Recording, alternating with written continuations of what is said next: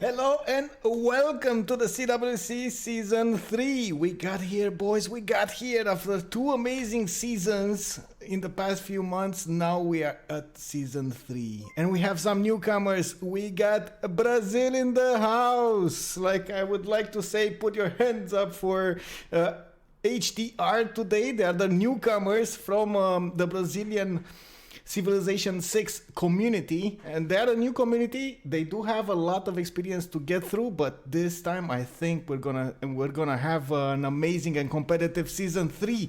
It won't be, one-sided. It will be four-sided. We got CivFR, we got CPL, we got Civ Brazil, and we got CivRus. Last but not least, they were the winners of the Civilization World Cup Season 1, so we will see if they want to get their comebacks on. Destroyer actually made a new team, and we are gonna see it here today. This Sandro Games, Dimitri, Bezdomi, Slapatax will be playing today for the newcomers, CC. And on the other side, of course, Brazil, HDR, on the front line with Wilots 1, Yokahi, Italo O Perigroso, and Eli. Let's turn on the music just there in the background and see what's going on right now. We are still waiting for Sandro Games to give the go-ahead here. We got everybody in the lobby, and I'm hopefully gonna see the game start soon, like in the next 5 to 10 minutes. It should be there. Much appreciated, man. Much appreciated for the gift over there. And welcome Golden. Also welcome everybody. I'm really sorry I couldn't make it to yesterday's game. It was kind of a full day for me. Today I'm really hoping I'm gonna catch up to everything and gonna see an amazing game. This time it is the first time I'm actually gonna see Team CC play. I didn't get to catch them yet in the last week of the qualifiers when they played against Next Vigram, the season 1 champions. It was just too late to get there. 45 minutes I got I got the notification that I could cast it. It was just too late. I was in town. I had to go back and get everything started. But anyway, doesn't matter. I hope you guys like the intro. I hope you guys will enjoy this game, and we're gonna see together how this Saturday, I should say, evening or night goes on. By the way, I was checking before the game. How do you say good evening in Portuguese? And I had actually, wait a second, I found something, but it wasn't something I was like easily I could easily pronounce. And of course it's not buenas noches, right? It's something different than that. And I had to go back to the, hola Brazil, man, hola. Man, I don't know why, but every time I hear Brazil is in the game, I want to go back to that Fast and Furious movie with "This is Brazil." Yeah, man, this is Brazil in the house. We're gonna see it.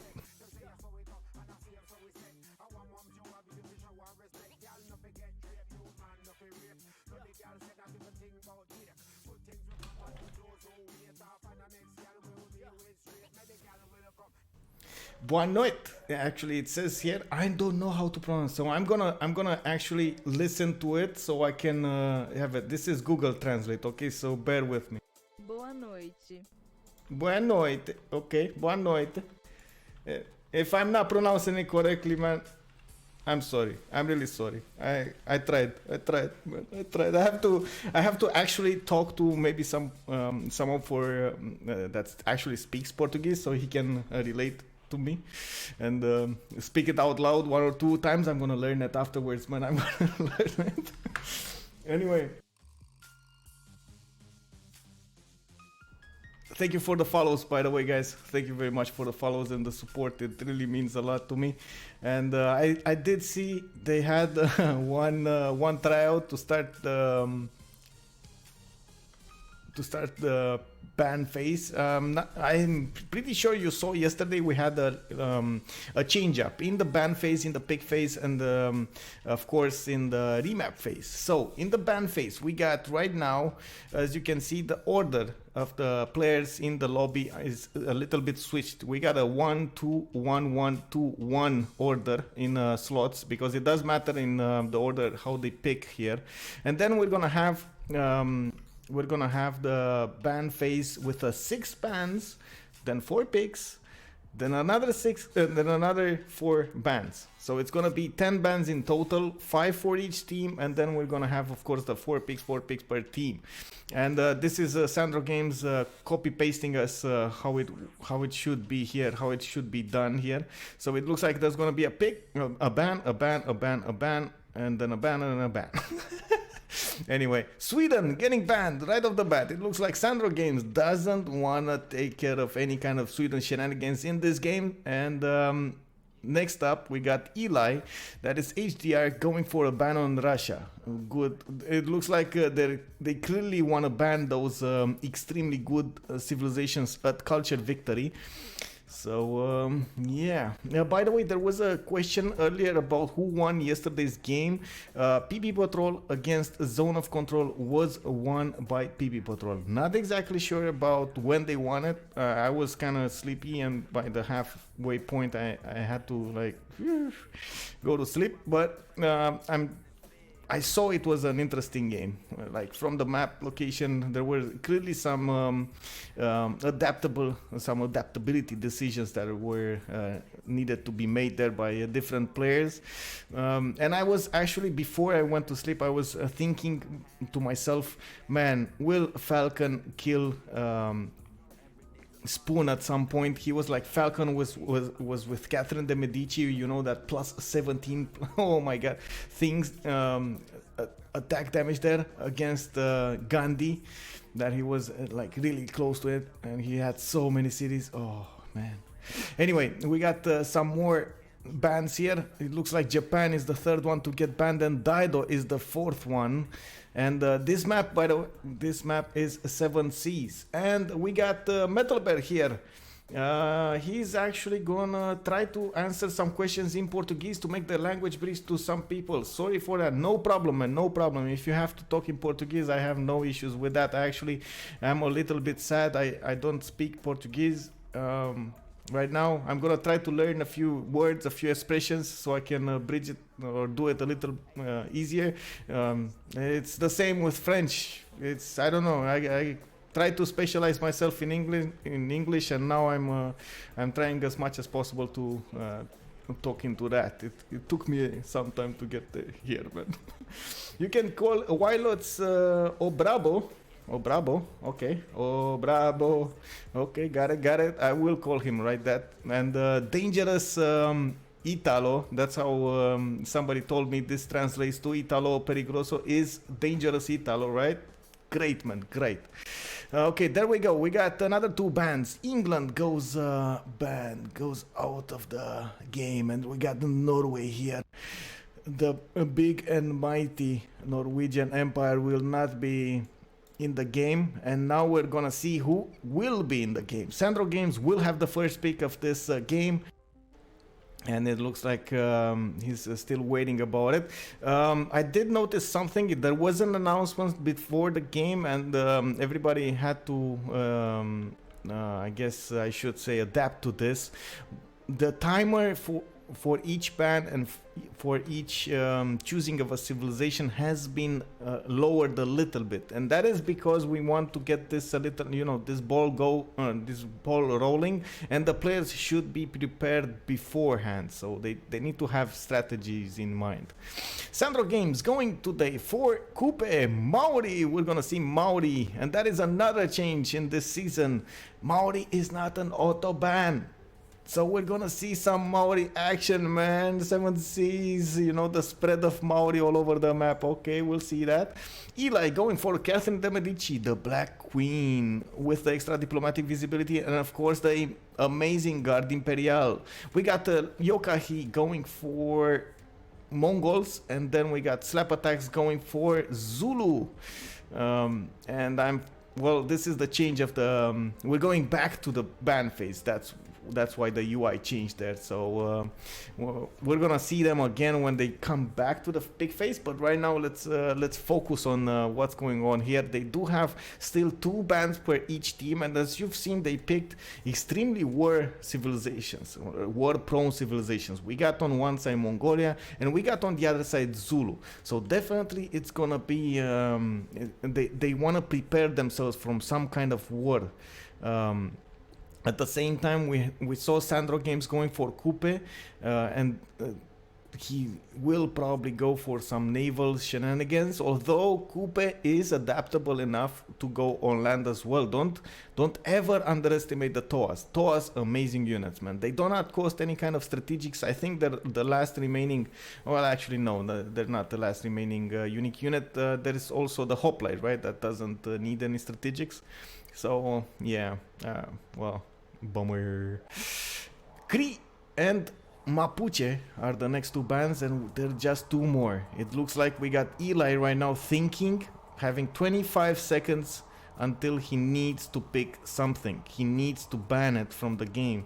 What will it be? Poland, they must have seen yesterday's game. Yesterday's game, we had the rage simming with Poland, and it looks like they saw the amazing power of those Polish relics, not to mention the religion and the hussars. And today, we're not gonna have them in the game, on the map. Sandro Games picking the last ban. Canada is out of the drafts, and now we are back in the picking phase.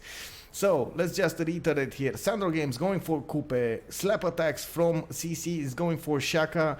On HDR right now they have Catherine de Medici, the Black Queen, and Genghis Khan. Lokahi playing Genghis Khan. Those Kesheks will probably go against somebody at some point. Dangerous Italo is the next up to pick, and he's gonna go for Cyrus, Persia. Immortals, the unique melee unit that replaces the swordsman. It does get a ranged attack of 2 range, and it has a strong defense strength. It also has amazing internal trade routes. If there is one civilization and you want to have somewhere in a corner, that is definitely Persia. It can stand alone easily. Bezdomi next up to pick, and we're actually going to have 2 picks here in a row from the CC team, and Bezdomi going for a Rough Rider. A Rough Rider is the last, or I should say the version of Teddy that we are used to from before the New Frontier Pass upgrade. Bulmus is the other persona, and he still gets the +5 combat strength when defending on their continent or attacking on a foreign continent. Not to mention, it does get envoys sent to city-states. They have a trade route to count as, of course, 2 up. They double, right? They count as 2 envoys. And let's see, Dimitri's still thinking about what's he gonna pick. What's it gonna be, boys? What's it gonna be? Only 2 more civilizations, and we're gonna know how this game will go. But by now, we don't have a single simmer here. We only have civilizations that are prone to war, right? So who's gonna be? Okay, looks like Dimitri. It's like a little bit simming. Gandhi is the choice today. He's still thinking about it. He didn't lock it in. 7 seconds to go, and we're gonna see if he wants to stay on Gandhi. Yes, he does. Okay, yes, he does. Gandhi does get an extra belief when founding a religion, and settlers and builders have an extra movement. That is amazing anytime, right? It also gets +50% production towards holy sites and an amazing unique unit. That is the Varu, which applies a -5 penalty to all units around him, or enemy units, I should say. They must be scared of the elephants, man. Must be scared of the elephants. Anyway, the last civilization will be picked here in the next 26 seconds. Wilots 1 is the, or I should say, wait. There was something. What was it? What did you say, man? Brabo. Okay. Brabo is the last one to pick, and it looks like it's gonna be Pericles. I think this is the only simming civilization except Gandhi that I see in the game. So we're gonna have some culture victory shenanigans here, and this is the moment in the picking and the banning phase that we're gonna open up the lobby, and we're gonna see the players actually go for their civilization. What do they actually want to play? Because by now they picked in order of the importance and not in order of who they will actually play in the final. So Sandro Games remaining on Coupe. We got Lokahi getting Pericles. Eli is gonna stay on Genghis Khan. Slap Attacks is gonna go for Shaka. Dangerous Italo is and looks like staying. No, he's switching with Wilots 1. It looks like Dangerous Italo wants to go for some war shenanigans. Wilots getting Cyrus, and Bezdomi staying on Gandhi. Dimitri did switch his color. Teddy is not. It's gonna be bluish, dark blue here. In the Rafta Eder scene. And Eli gonna go for Catherine de Medici, the Black Queen. I'm actually surprised we see only two navals, actually no naval, only one naval civilization. What am I talking about? One naval civilization in all of this draft. This is 7 seas, guys. This is gonna be a lot of land, but a lot of sea as well. And by the way, in the last meta, like in the last 3 to 4 months, maybe more, like harbors are much better than commercials. So this is kind of weird for me to see how they went for all land civs, with only one exception, that being Coupe here. Oh, wait a second. Sandro Games finally actually switching with Slap Attacks. He's gonna go for Shaka and give Coupe to Slap Attacks, his ally here. I'm not sure, Dashgreen. I don't think I've seen Yokahi. I've seen the other ones play, and Dangerous Italo did get some good word moves / defense moves. In the previous game that I've seen, like 2 weeks ago, he didn't really. There was a training match, and he didn't really get to war. In other game, Eli is a very good simmer from them. I do have to point that out. Wilots 1 is well, I still have to see more war from him. So they were mostly simming in the last games, or in the training games that I've seen. But he did put up a good fight. I think he was playing Russia. So all in all, I do think they have a strong team here. And again, I'm not sure about the Russian team. The Russian team is new to me. I didn't see them play in the qualifiers. I got there too late on their server to actually stream some games in English. And Dimitri, Bezdomi, Slap Attacks are kind of new in my universe. So I'm gonna need to see what they are made of. Sandro Games, of course, is a well-known player from both CPL and CivRU, and I think he's well-known in CivFR as well, especially after his appearance on Next Vigram. Next Vigram was the team that did win, first of all, the Civilization World Cup Season 1, and he did win the Distoria Taipei Stream Tournament, or they won. And I think we're gonna see an amazing performance again. Destroyer was actually the captain of both of those teams, so I'm not sure exactly what happened there. There was probably some dirt flying around between them, since Destroyer made up his mind to change the team entirely, like not even keep the name, just change the team. So yeah, anyway, now that everybody is in, I'm gonna go through all of the spawns here.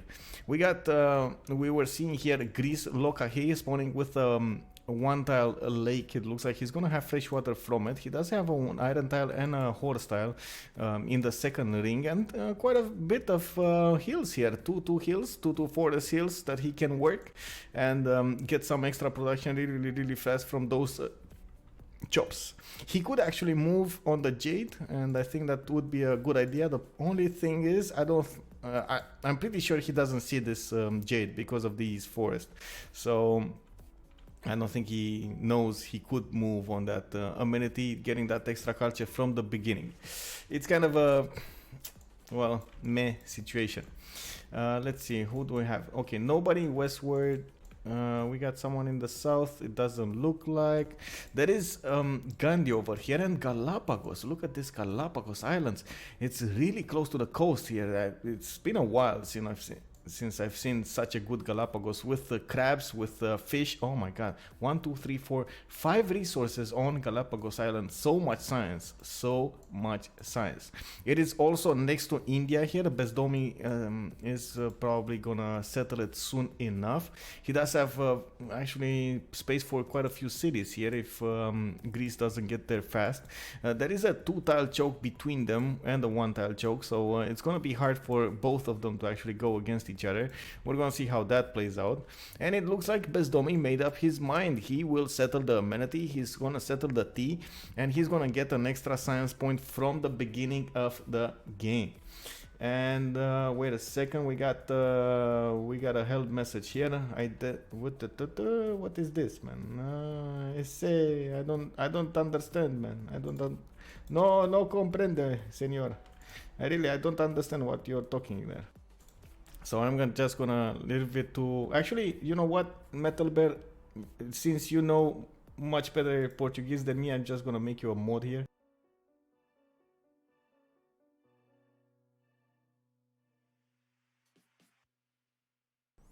If you can take care of this auto mode I have, it would be much appreciated, man. Much appreciated.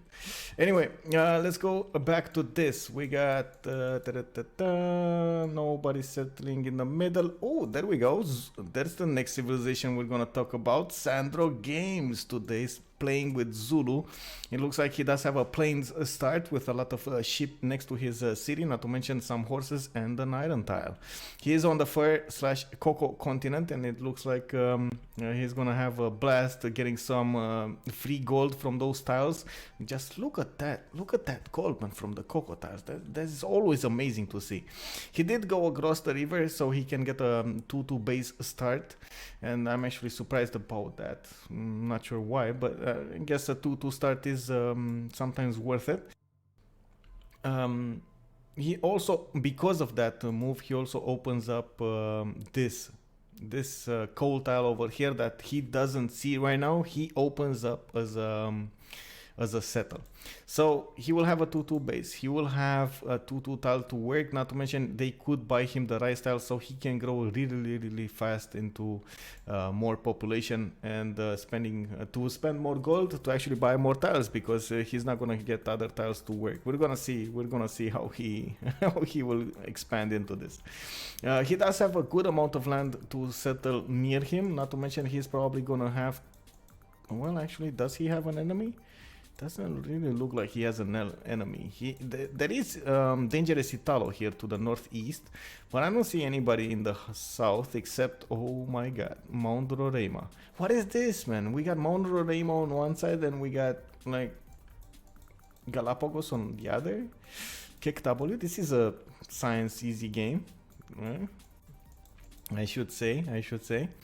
Dangerous Italo, as I was saying, spawning in the north part of the map. He does have plains start as well, with an amazing amount of sheep in the capital. Like all 2-2s around his city. It looks like he is.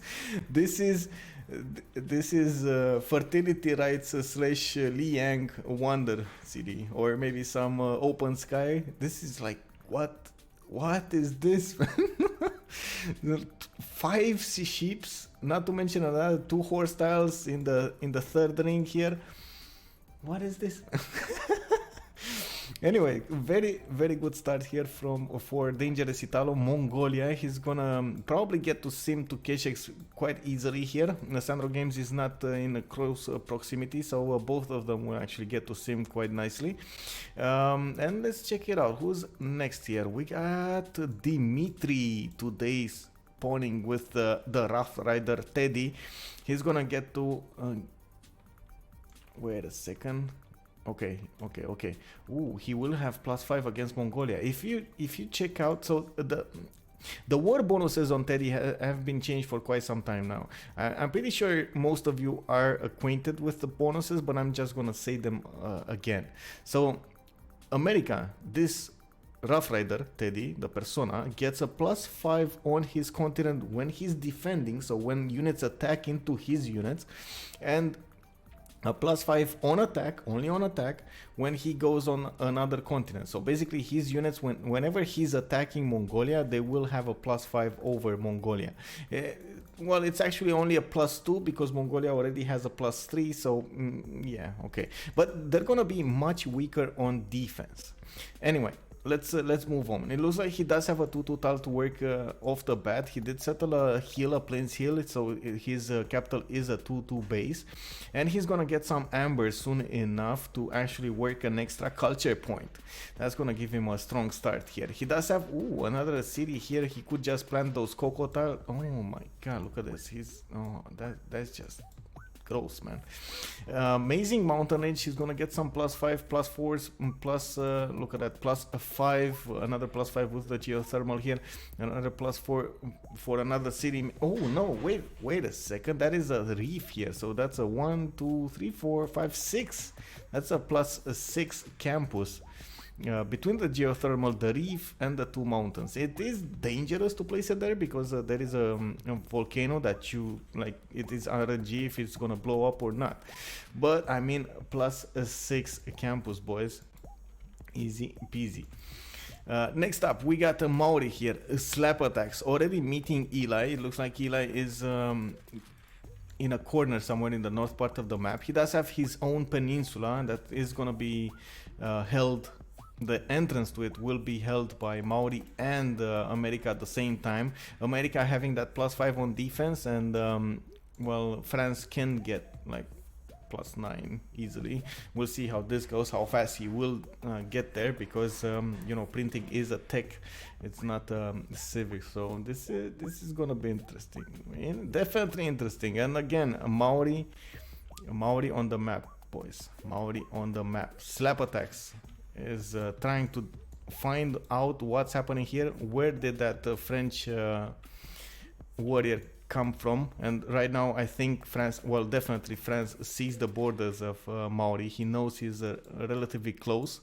And one thing that I do have to note here, it looks like Eli does have a protected quote-unquote coast. There are a lot of how do you say here, ridges right over here that do not allow the units to actually get on land. So it looks like that Maori warrior will have to go on this wheat tile or on the forest to actually get there. Anyway, it's gonna be a little harder than this. The last civilization that we didn't talk about is Persia, spawning in the south with Mount Roraima next to him. This is gonna be an amazing start here for Wilots. He's in the south of Zulu. He's in the south of Rough Rider Teddy, and it looks like he's gonna have a ball here. Spawning alone, he's gonna use those internal trade routes anyway, so it wouldn't matter that much if he would have been next to an ally. Maybe for the ally, not for him. So we'll see how Wilots here will play Cyrus. This is interesting. We're turn 7. We got one more turn, 20 seconds to go until we're turn 8, and in turn 8 at the end there, we're gonna see how they will vote. Will they keep this map? Will they wanna remap this? What do you think, guys? Will they keep this map? I'm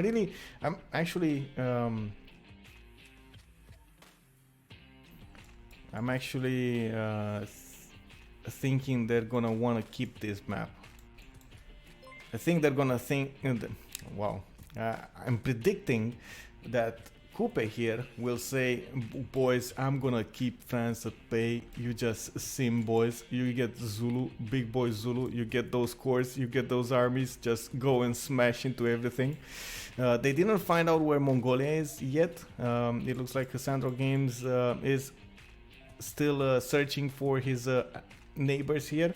I don't think Pericles and India met, so basically yeah, that was a quick lag here. It looks like Sandro Games does have a little bit of lag there, the host. Oh, anyway, it doesn't matter. So Greece here didn't meet yet India. He will get to know Galapagos soon enough. He knows he's gonna get, he could actually plant a city on that tobacco tile, improving the fish easily. Oh, dangerous. Italo got a free worker. Oh man, this is just, oh, this, man, this Mongolian spawn, like, fertility rights / Liang extravaganza over here. This is 10 out of 10 Liang city, man. I don't think you can get better. Maybe actually with some cocoa tiles everywhere you could get better than this, but I mean, come on.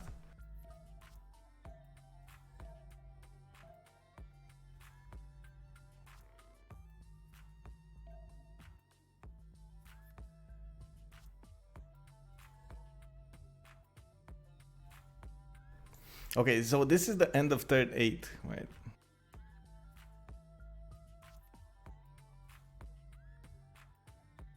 And yes, yeah, you're right.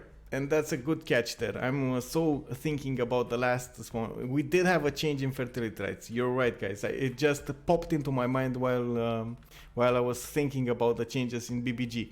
So there is a change there from sheeps to maize. Who doesn't know it will actually pick fertility rates. So actually, open sky would be a much better choice here. Man, what can I say?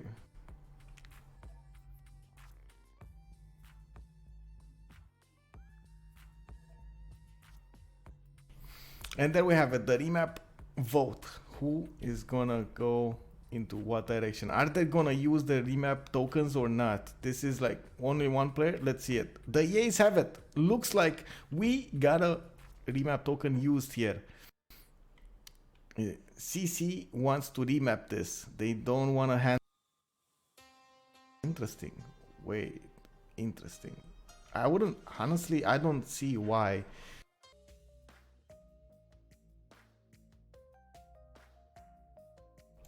Okay, so I was talking about this Greece. He does have a +3. That is a +3 campus on the sheep tile over there. That's the last thing that I wanted to say about Greece. And he's gonna have at least 2 hills to place his Acropolis on. He does have more cities to settle in the east and freshwater. Wait, what? Was that me? I think that was me. Lol. Man.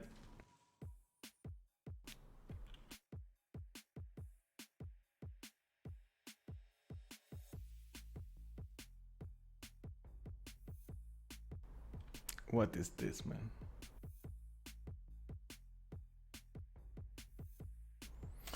This game has a way, sometimes, man, just a way to get your, heart sink at some point. I try to, every time I go and want to comment a game, I feel like it's, I should have high energy and a good tempo to talk to you guys, and everything should be like fine and dandy. And I'm always excited to see new strategies, new players, and see how they fare against other players and the new teams, and see what kind of, for example, logos they have, or graphics, or whatever, one of those things. I'm always excited about it, and I want to share this excitement with you guys every time. And sometimes not every time, but sometimes we get into these, man. This is just what the.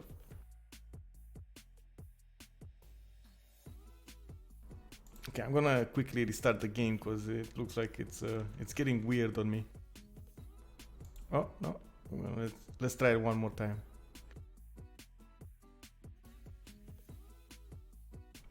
Okay, there we go. So I had a visual bug. I'm gonna do it again. Okay, I had a visual bug. I switched to game setup.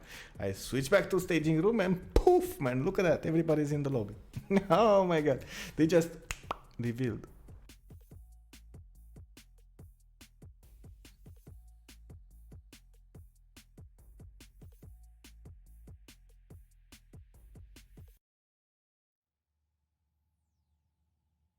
From the first stirrings of life beneath water, to the great beasts of the Stone Age, to man taking his first upright steps, you have come far. Now begins your greatest quest,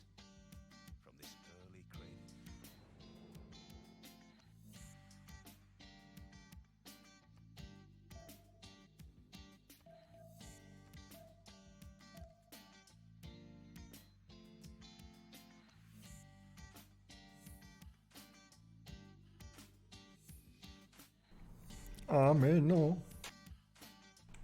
Please let me see this game. Anyway, it looks like I'm back in the game. We were talking about Pericles. Let's go for someone else. I think the next up on the list to the east here, we got Sandro Games spawning with Zulu, this time with River, but he's mostly coastal. He might actually go to the south there, getting that 2-2 tile to work as a base. And then getting another 2-2 tile. He's gonna grow into these, so it's actually gonna be fine if he goes on that 2-2. Did he move? Yes, he did move. So where did he move from? This is kind of weird. It doesn't look like he has any kind of movement left, so I'm a bit curious about what happened here. Because of the crash, I lost a few seconds of this, so I don't know what happened here. Anyway, he does have a +5 campus over here to the east side, 2 tiles away from his capital, and he does have an amazing mountain range. Not to mention, he does have, as I can see, spices and some honey. At the moment, there is a problem with the icons. They're gonna refresh themselves soon enough. But the moment I see he has spices over here, this is how spices look like without the icon. This is truffles, right? And we got over here silk. Look at that. Look at those. Look at those trees over there full of silk, man. It's like spiders walked all over them. To his southeast, there is Dimitri with America, Rough Rider of America, by the way, and it looks like, again, we're not going to see Sandro Games with a close enemy to go against, or will this be Gandhi? No, that's still his ally, that's Bezdomi. So it looks like we're going to see a simming Sandro Games. Okay, that happens. I mean, they used the remap, and now they're worse off than they were, right? And so we'll see. At least he would have had to fight Mongolia last game.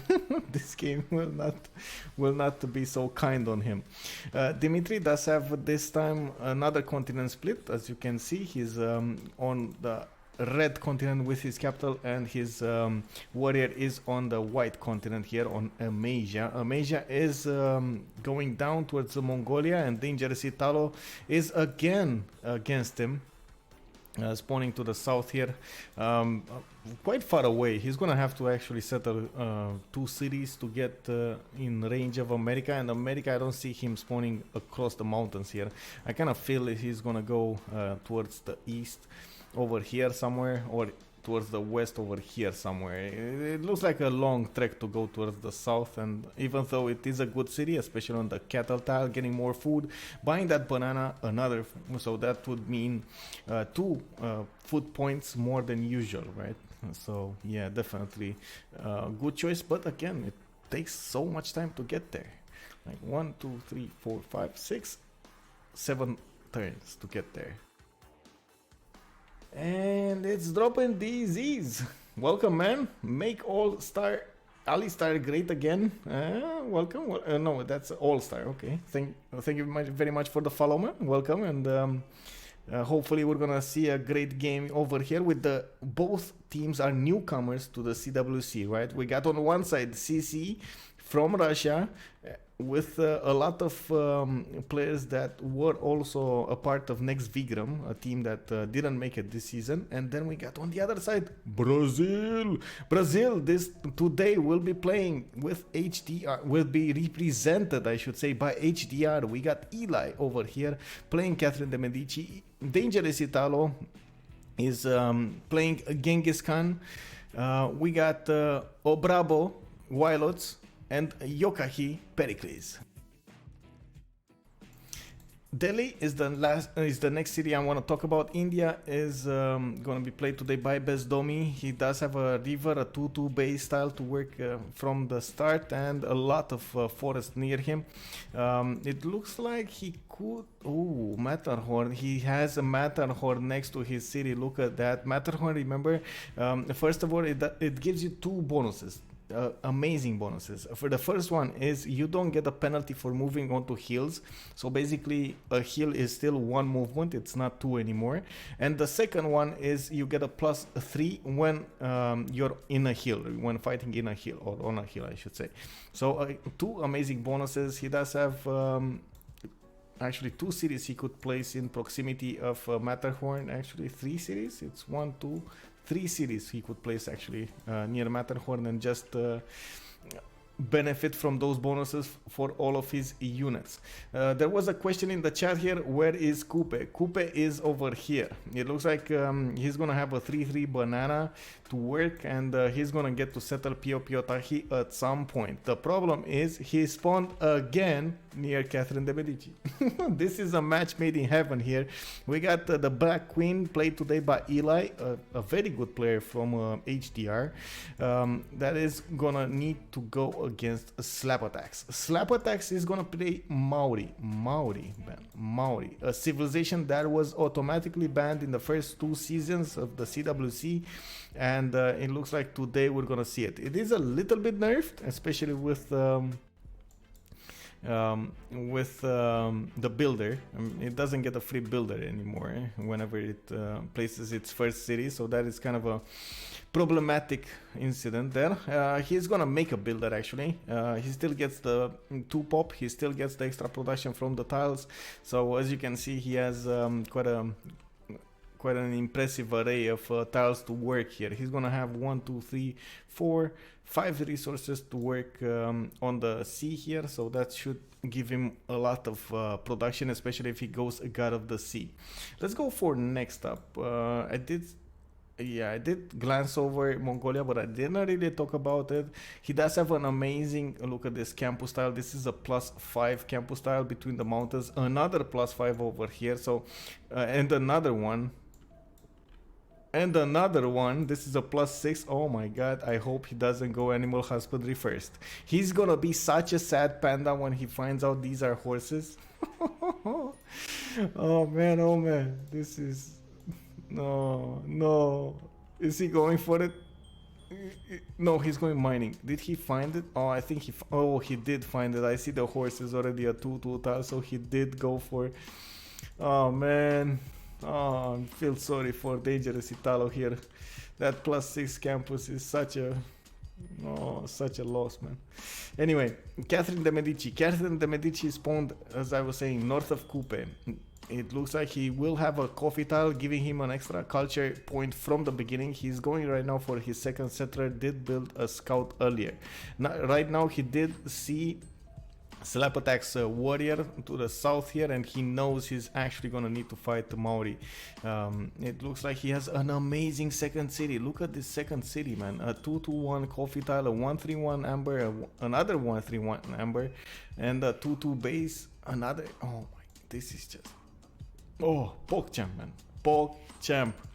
This is like amazing start here for Eli. He does have a plains start, and most of the players actually right now prefer plain starts over grassland, because there's like nothing you can do with extra population if you have nothing to work, nothing good to work. So yeah, right now there are so many methods you can get plains starts extremely good, right, with a lot of food and at the same time amazing production. Last but not least, we got a civilization here called Persia. Oh bravo, playing it today. Wilots 1 is his name here, and it does look like he's gonna be alone for some time, but he's gonna run into Coupe at some point. I'm still waiting to see that settler that's gonna come out in 410s from Coupe, and I'm really curious to see where he's actually gonna plant it. Is he gonna go for... I don't think it's a good idea to go for the coffee tile. I feel like it should go somewhere else.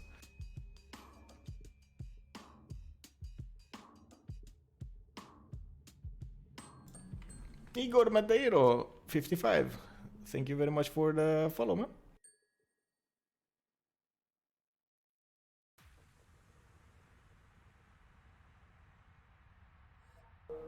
Wait, do we need to pause for this? Yeah, it looks like the nays have it.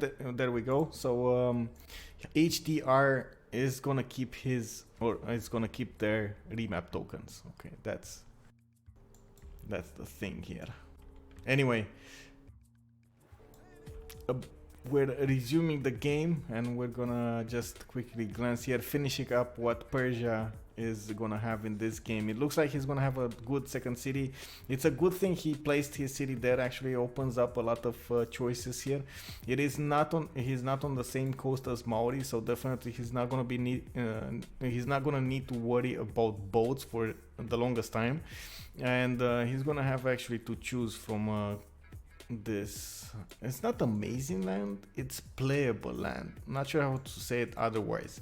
Persia is well known for its simming capabilities and not to mention adaptability factor. Those internal trade routes, if you couple them with Magnus, if you couple them with Pingala, can do wonders to your city, especially if you don't have mountains. In this case, he does have mountains and he's lacking a little bit of food. So I might make a sacrilege here and tell you guys that this might be a good Magnus set. You know, the first Magnus city. I'm not sure, man. Usually I like Pingala more, but anyway, we'll see how this goes. Actually, Moksha into Pingala, but anyway. Let's see the city states before we actually get that vote going about who is gonna win this game. In this map, we got Antananarivo providing culture bonuses for, and Mohenjo-Daro. They were too far apart for me to see. There were two in the game. Arbag, Kandy, Yerevan, and Nazca will be with faith generation. It looks like Gandhi over there, who's probably gonna have a religion, will have a ball meeting all of them and maybe choosing, or at least getting one envoy into them. Bologna will be the single city-state with campus improvements, as I should say research bonuses. We got Antioch, Lisbon, and Bandar Brunei with commercials. And Hong Kong will be the one with industry. We also have Granada in the game. Granada is actually a mix. And why do I say a mix?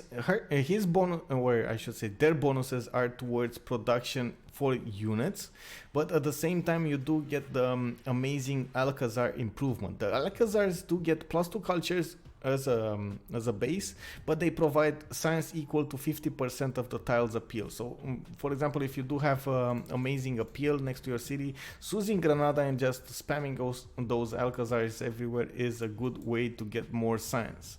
As you can see, for example, here, this would be good tiles to place your Alcazars on. Not sure if they can be placed on how to say, on desert though. Let's actually check that out. Can they be placed in desert? Yes, they can. So they can be desert hills. Okay, so more culture. This is about that time, boys. I'm gonna put up the vote. Who do you think will win? On the left side of the screen we got HDR, and on the right side of the screen we got CC. You know their civilizations, you know their spawns now, you know the city-states that they will get to use in this, or take over maybe in this matchup. And right, oh, look at this, France actually trying to go faster than slap attacks on Pio Tahi. Oh, does he even know about Pio Tahi? Or is he gonna? He might actually just put it on the 1-2 tile. We'll see. Anyway, let me get that vote going.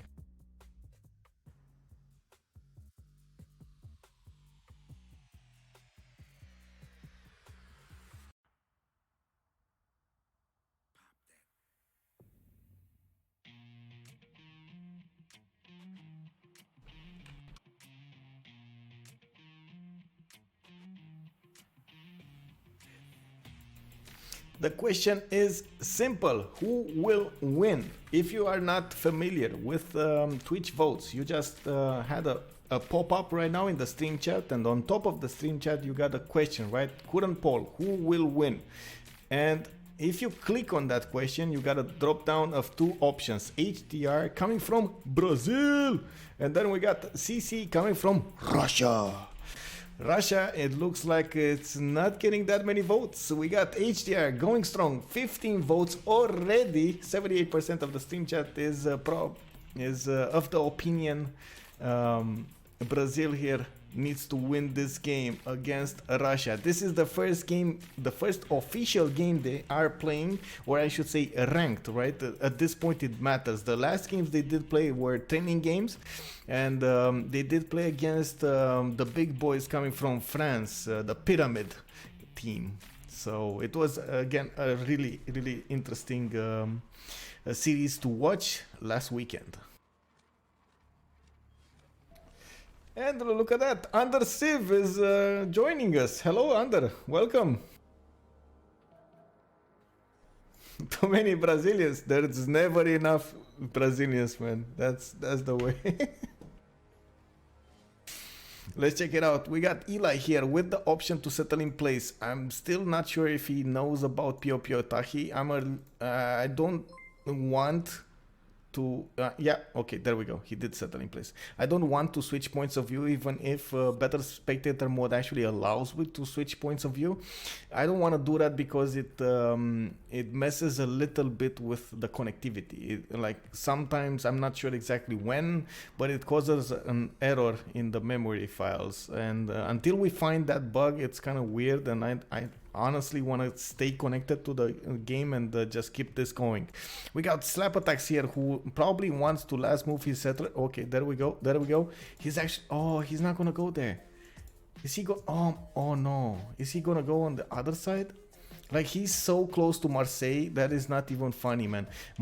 Remember, Catherine de Medici, the Black Queen, gets 1 extra diplomatic point against his enemies. That means a +3 attack point against his enemies. That means much stronger units. He's building on his third settler right now, but they could just buy him something, right? Even, well, actually no, this is, wait a second, this is not an easy to take city, especially because Maori just got galleys, and the galleys will increase the city strength. Oh, look at that. Slap attacks with the moves here. Doesn't want to handle France on land. He's gonna actually settle on that 1-3. He's gonna get the bonuses from Pio Pio Tahi anyway. As you can see, he has a builder ready to improve those turtle tiles and getting that extra science and culture at the same time. When he will improve that tile, it's gonna culture bomb around it, and he's gonna get like for free so many tiles. And look at that, Russian fans are coming up from behind. We got 26 votes in Russia, or I should say CC, and HDR getting 42 votes. We are halfway there, like 6 more minutes to actually vote. I let it, you know, I want to let everybody vote there, and we're gonna see what this will bring us. In the meantime, I'm still watching what's gonna happen here. Slap Attacks, it looks like he's gonna settle this turn. Yes, yeah, there we go. He's gonna have a 2-2 base. He just bought the turtle tiles, improved it, making it a 4-2-2-1-1 tile, and it kind of looks like he's gonna need a little bit of help against France. The question is, will he go against France on land? I think he might not go. His scout is actually going on the west coast here. We do see Mongolian's warrior next to Cincinnati, so it definitely means he knows he's there.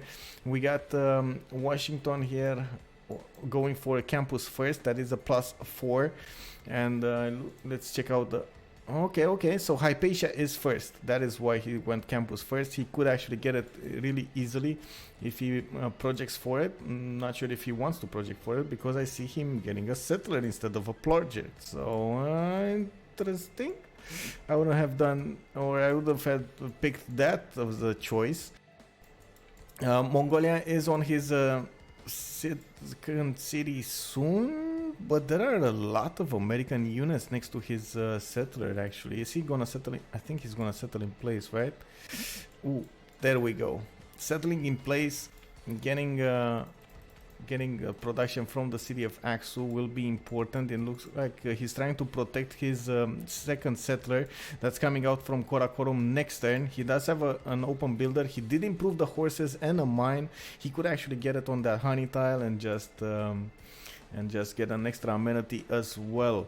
I'm still feeling, oh man, so bad about that horse tile on this Oh man, this is +6 campus. This would have been beautiful, beautiful campus, man. He still has a +5 between the mountains and another one here on the 1-2 coal. Well, he doesn't see the coal, but you know what I mean. And let's check out Sandro Games. Sandro Games did place his second city over here, Nongoma. He doesn't. Wait, okay. It looks like he will probably plant his third city over here somewhere by the looks of it.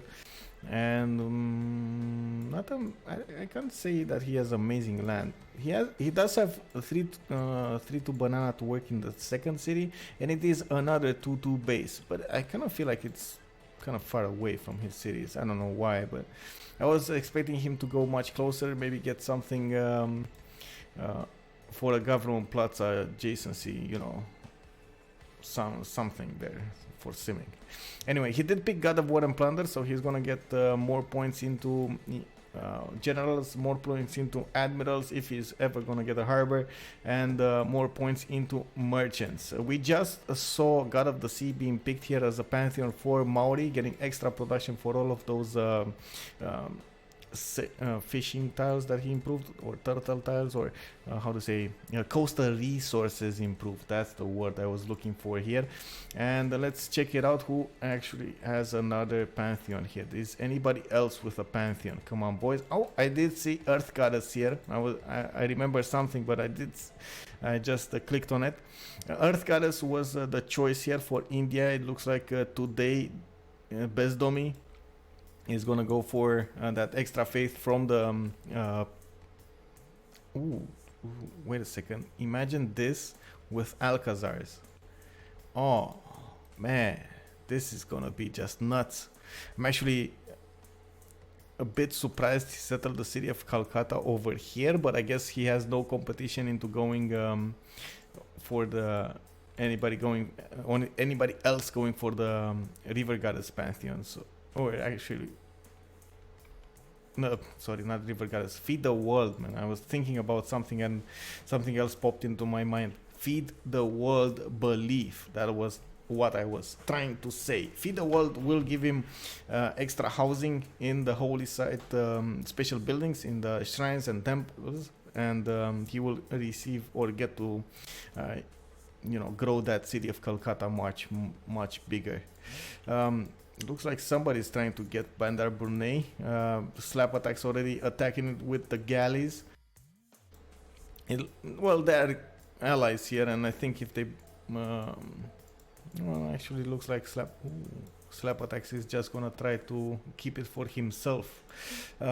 We got Paris here, Eli moving with his second settler towards the southeast. Maybe he will actually plant on that coffee tile by the looks of it. And he's gonna get that extra culture point. He's going for campus first as well. Knowing campus first.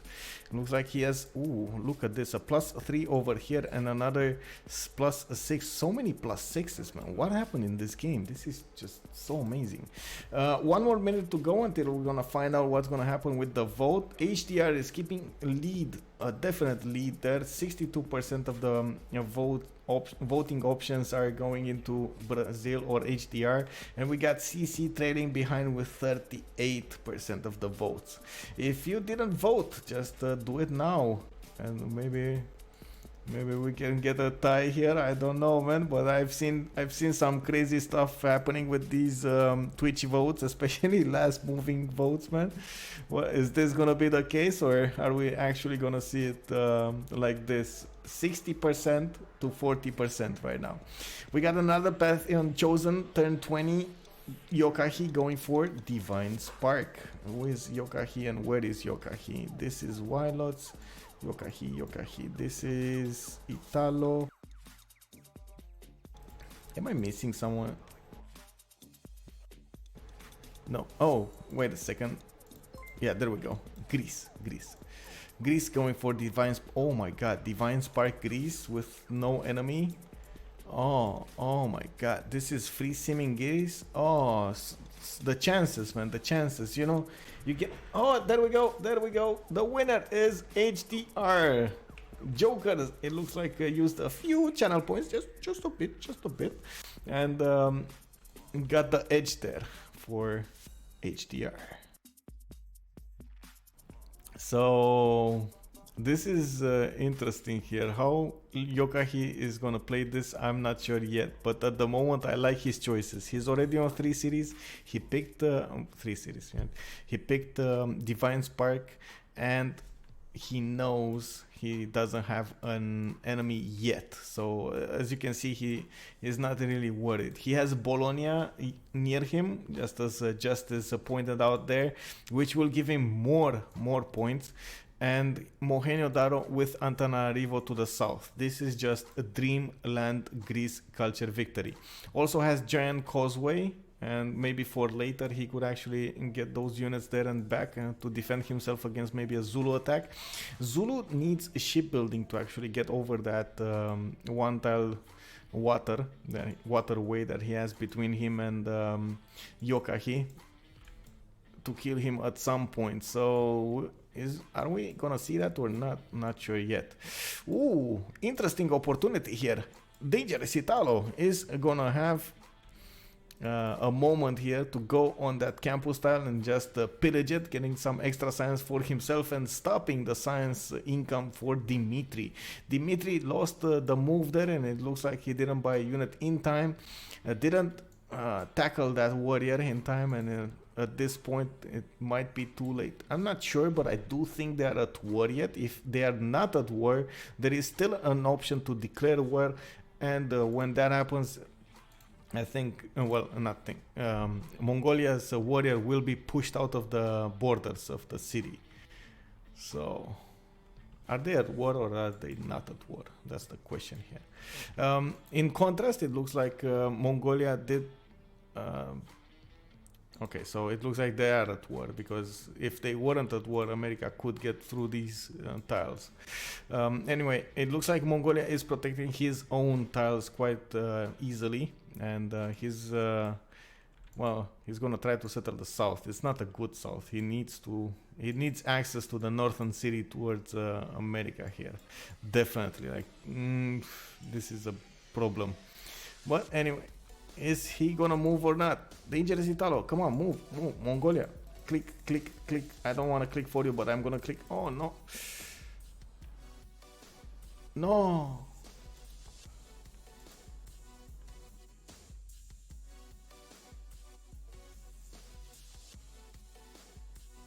No.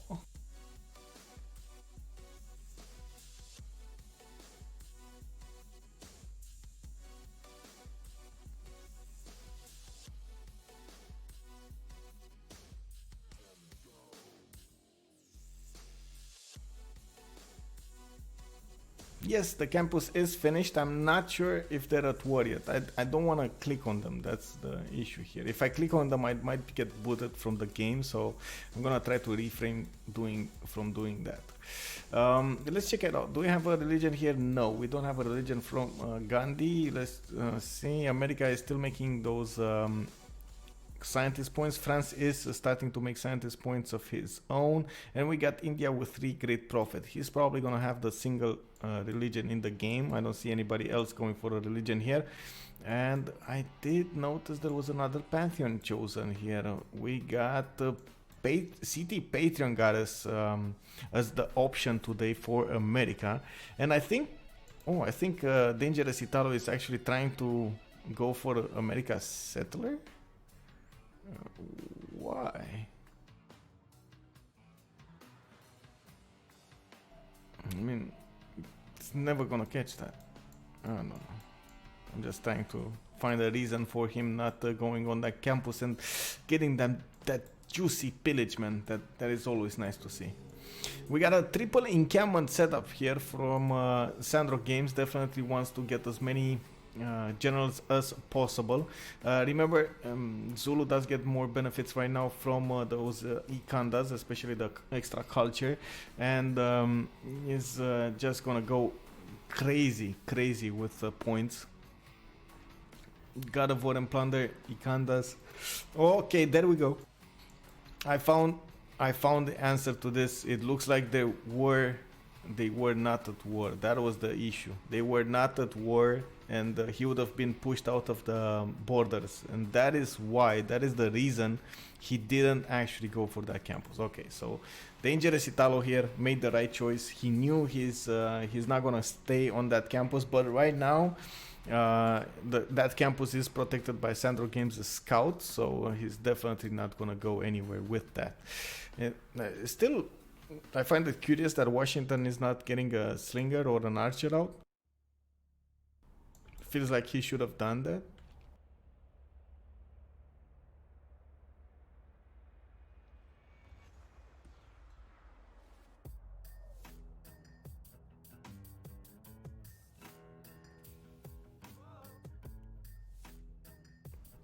So, projects coming out from France into that Hypatia. Hypatia is the great scientist next up and first one of the game. We got him providing bonuses to libraries with one extra science per library, not to mention instantly builds a library in this district. So, it is a bit, or I should say, there is a good reward there for the libraries, not to mention since the last update.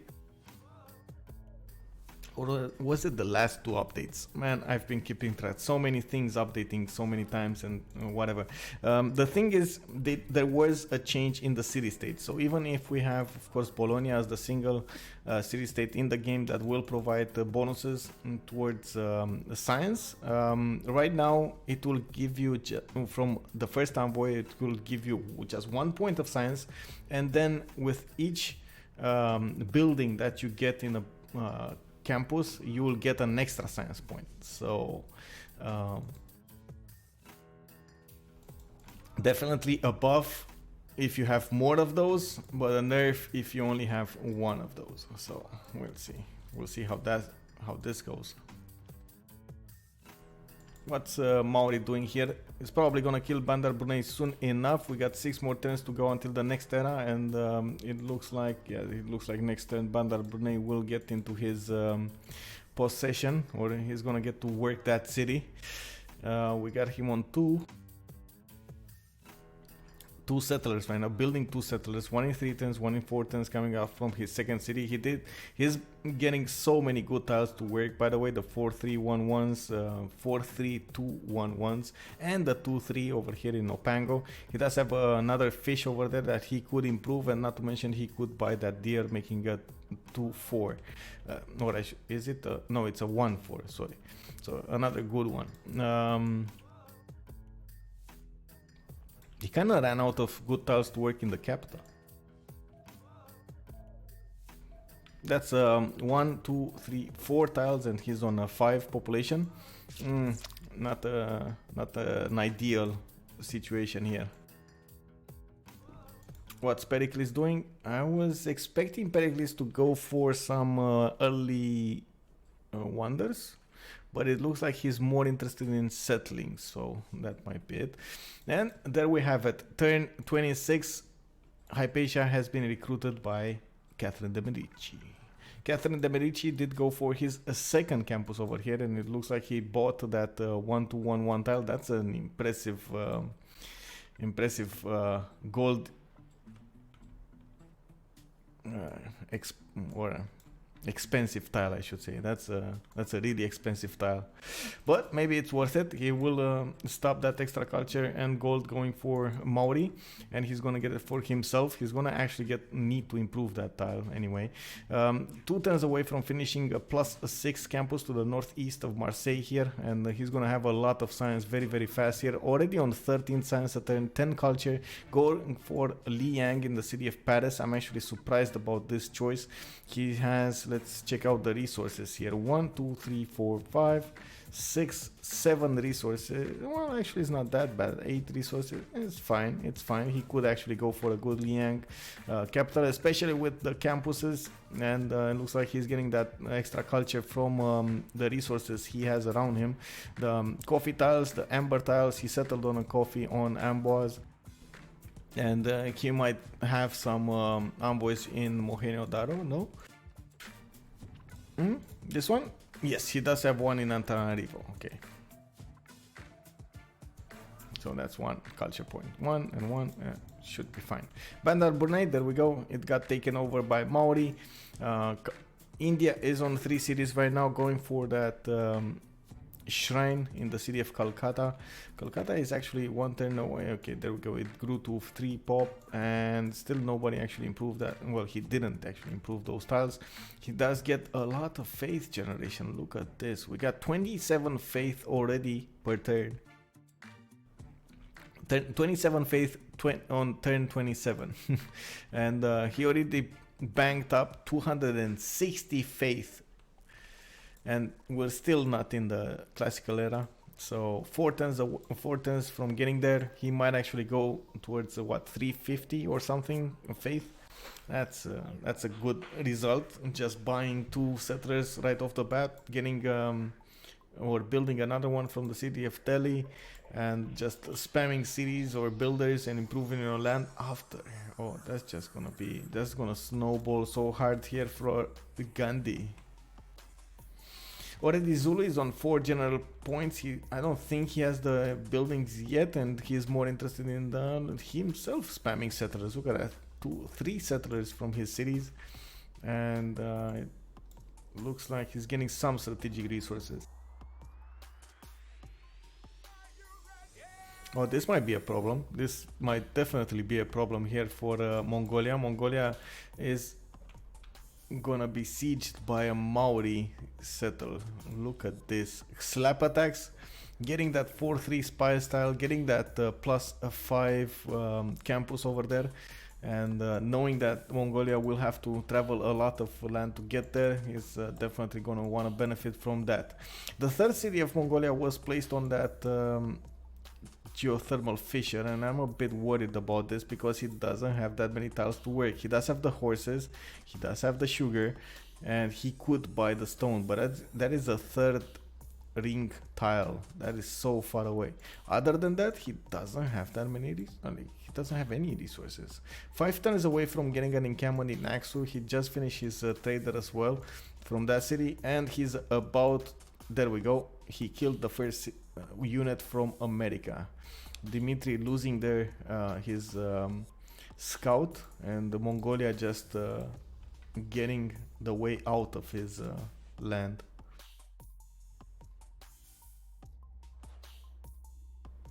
Sugar at military science. Yes, man. Man, how did nobody kill this warrior? What is happening here? Like, nobody's interested in defending that? Anyway, we got a clear leader here in the science department. Eli on 19 science a turn and 11 culture. We're still a few turns out from getting that classical era, and in the classical era we're gonna find out who's gonna get what, you know, the bonuses from the golden ages.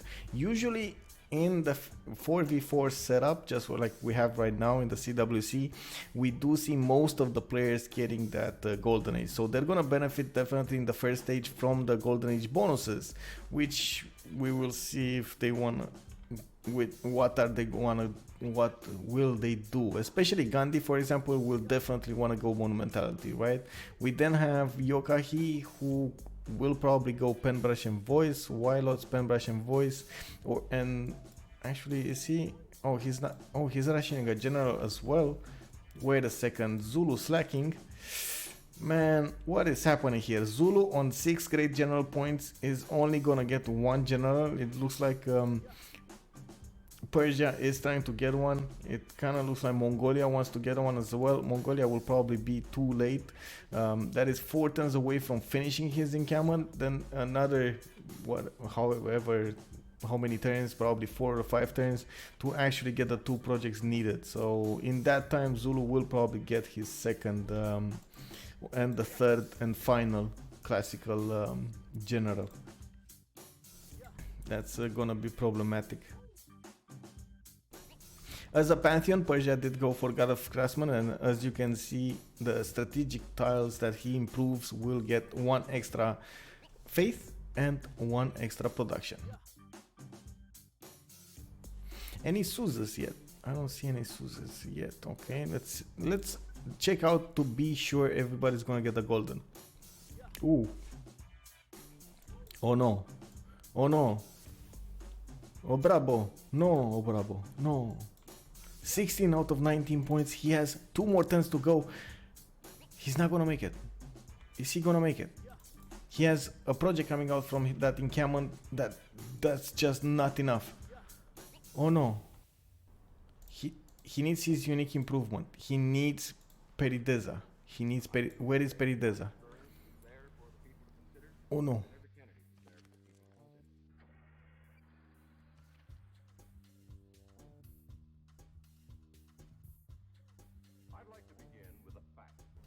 Oh, it's an early empire. Oh no, he's not there. Oh, he's there. Come on, Perideza. Put it, place it. One more. He has one more build for the from that unit, from the civilian unit. Come on, do it. I know you can do it, man. It's like, look at this. Oh, okay, he got it somehow. Did he? What did he do? Okay, whew, it refreshed. Oh man, it would have been such a sad game here, seeing Persia losing his golden age in the first era. Oh man, I would have been definitely a sad panda. Not sure what he did there, but he got his 20 out of 19 points. Oh man, I think he might have soused the city. Let's see, let's check it out. No, nobody soused the city.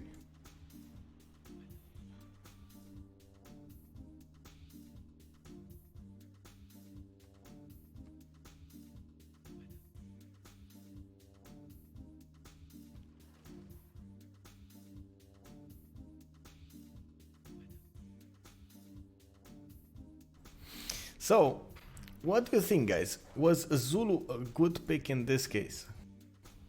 With no enemy? Actually, you know what? Let's do something else. I'm really curious to know from you something else.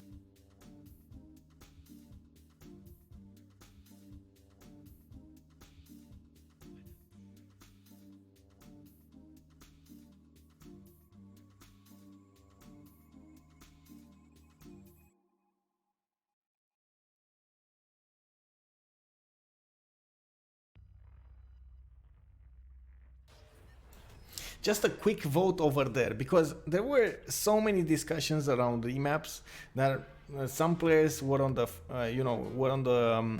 side that hey, you need to get that remap because sometimes the remaps do not give the same chance to everybody, and like you said, if you pick War Civ and you go against Simming Civ, it's just a no-brainer. You're just gonna win the game, and so on and so forth. And on the other side, there was the opinion that hey, this game is about adapting to the situation at hand, and you're gonna have to get the best your A game going, and you're gonna have to see what's going on, and you're gonna have to pick a certain civilization against another civilization, and counter its moves and its development and so on and so forth.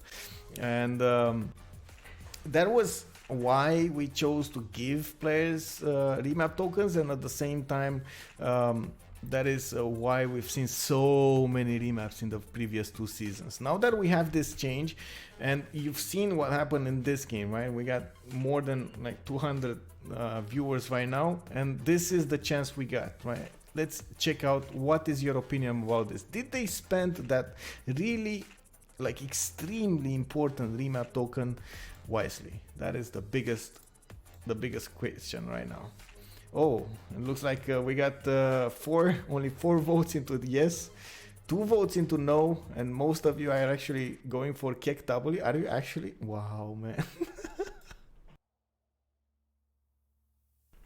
we got CC spending their first remap token earlier. That is what happened.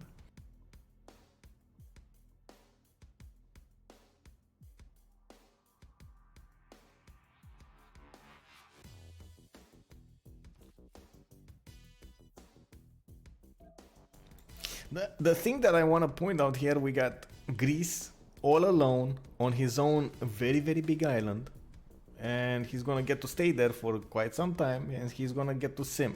I'm actually surprised he went for campuses instead of directly for his acropolises here and getting those points. That would have been something. And Persia managing to get a single first, or I should say classical general here. He's about to recruit it. We just don't see him recruited yet. Zulu is still on 6 great general points a turn, which is amazing. In 2 turns he's actually gonna get his second classical general. The first one was Shun Tzu. It will give him the art of war as a work of writing, and I'm pretty sure he's not gonna wanna use it anyway, because there's nothing to use it on. Like, I mean, look at this. He's kind of far away from going against the Mongolia, and he's not going to have a big front. So using 2 generals doesn't really make sense. We're going to see how this happens.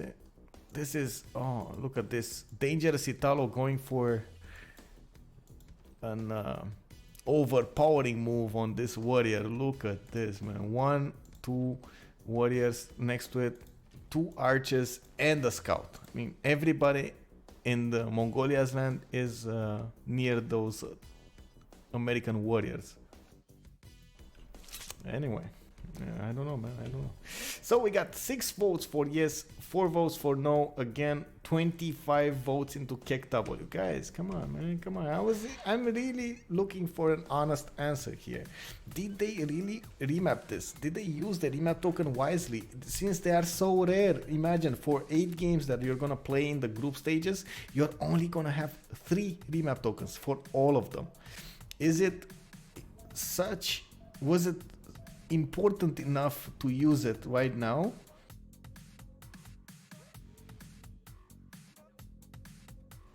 Oh, big Shaka nerf. Shaka. I don't know.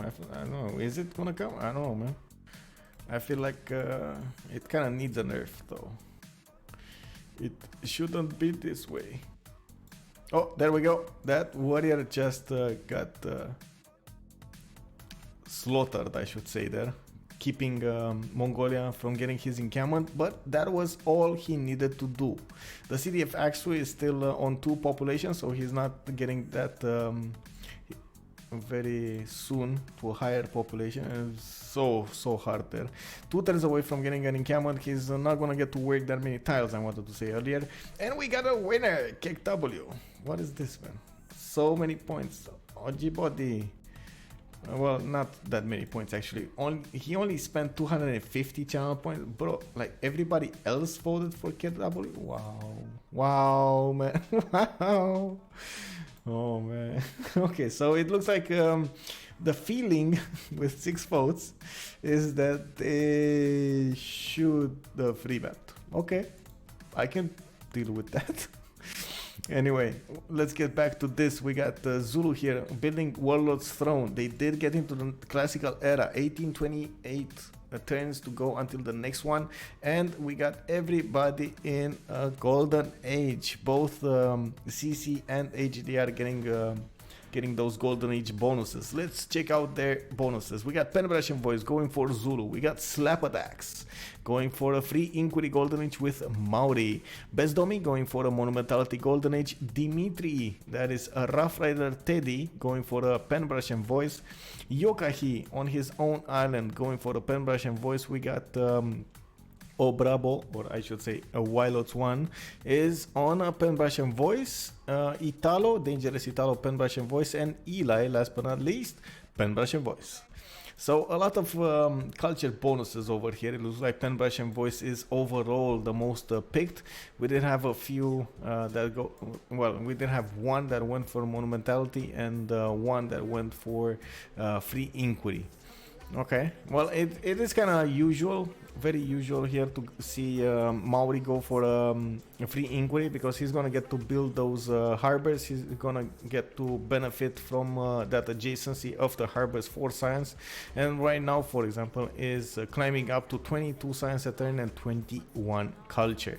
Amazing culture from Pio Tahi as well. That's 1, 3, 4, 5, 6 culture just from that. Is amazing. That's like 30% of, well, more, a little less, but you know what I mean, of his culture. there. We also have here France. I'm actually a bit surprised that France is not worried a little more of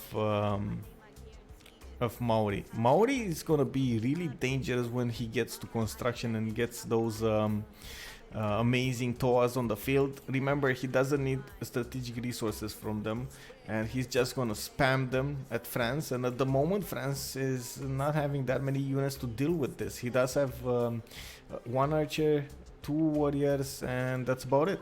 He's getting more settlers out, getting hanging gardens in wonder, I should say, in Paris, and building in Amboise +2 campus. Yeah, +2 campus. Okay, so he's trying to get more science out of that one. Interesting. Maybe he should have built another library. KW.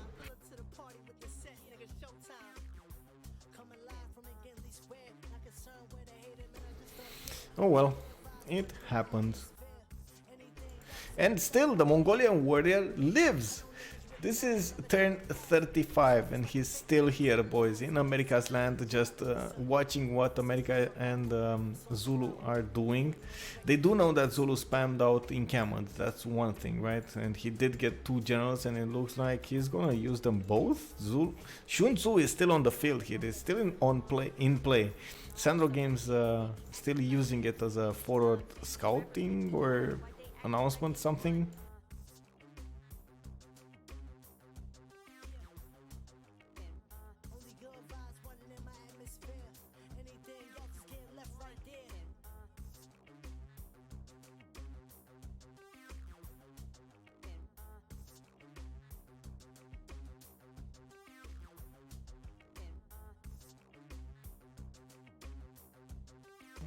I mean, I kind of feel myself that Zulu got too buffed.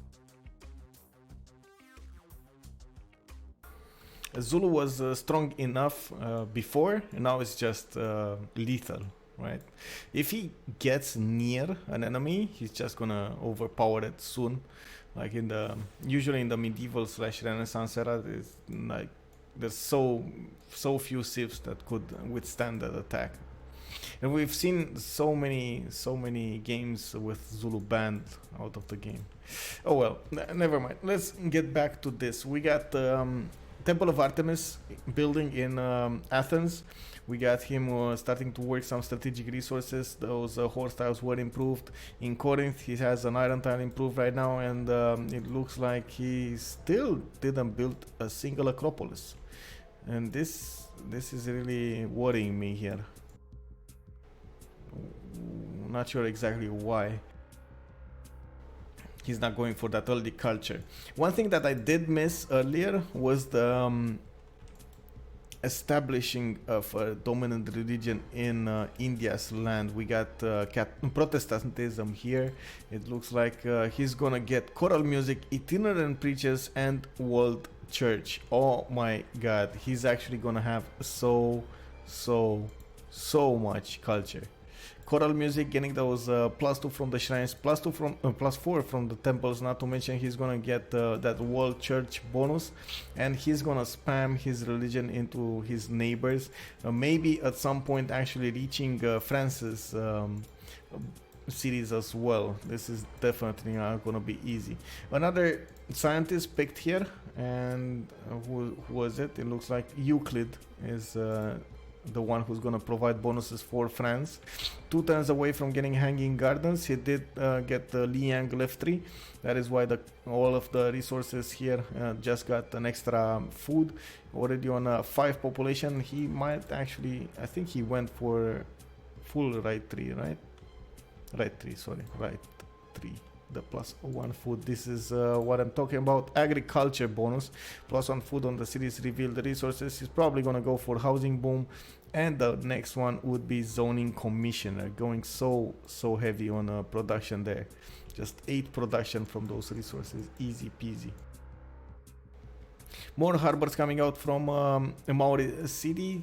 We got America with a classical unit. He does have a horseman out. It is the only horseman, and it doesn't look like he's building more. He has a settler about to settle on a non-fresh here south of Cincinnati, east of Philadelphia. The thing is, it kind of looks like this is clumped up. They want to give more space to India to the north so he could actually sim, and it feels like America here with Zulu's help should go to the south. The thing is, Mongolia does have a good defendable land here, and the biggest problem of Mongolia will probably be Maori, if Maori decides to come on his coast, or I should say D-Day on his coast, you know, disembark. Man, this is such a waste of a city.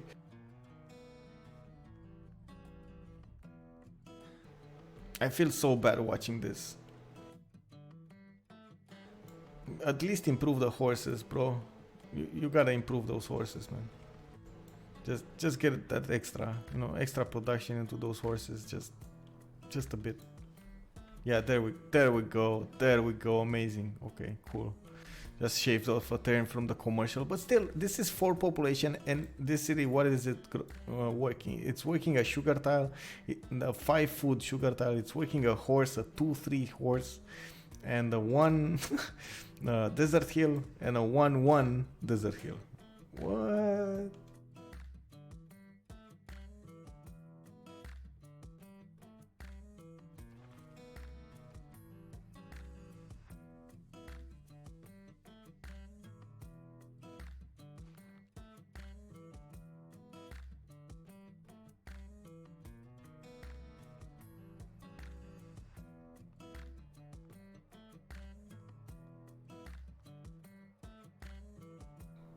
Okay, campus is coming out from the cities of Zulu. It looks like he's gonna rely on that pen brush and voice to actually get the gold, and going for more science right now.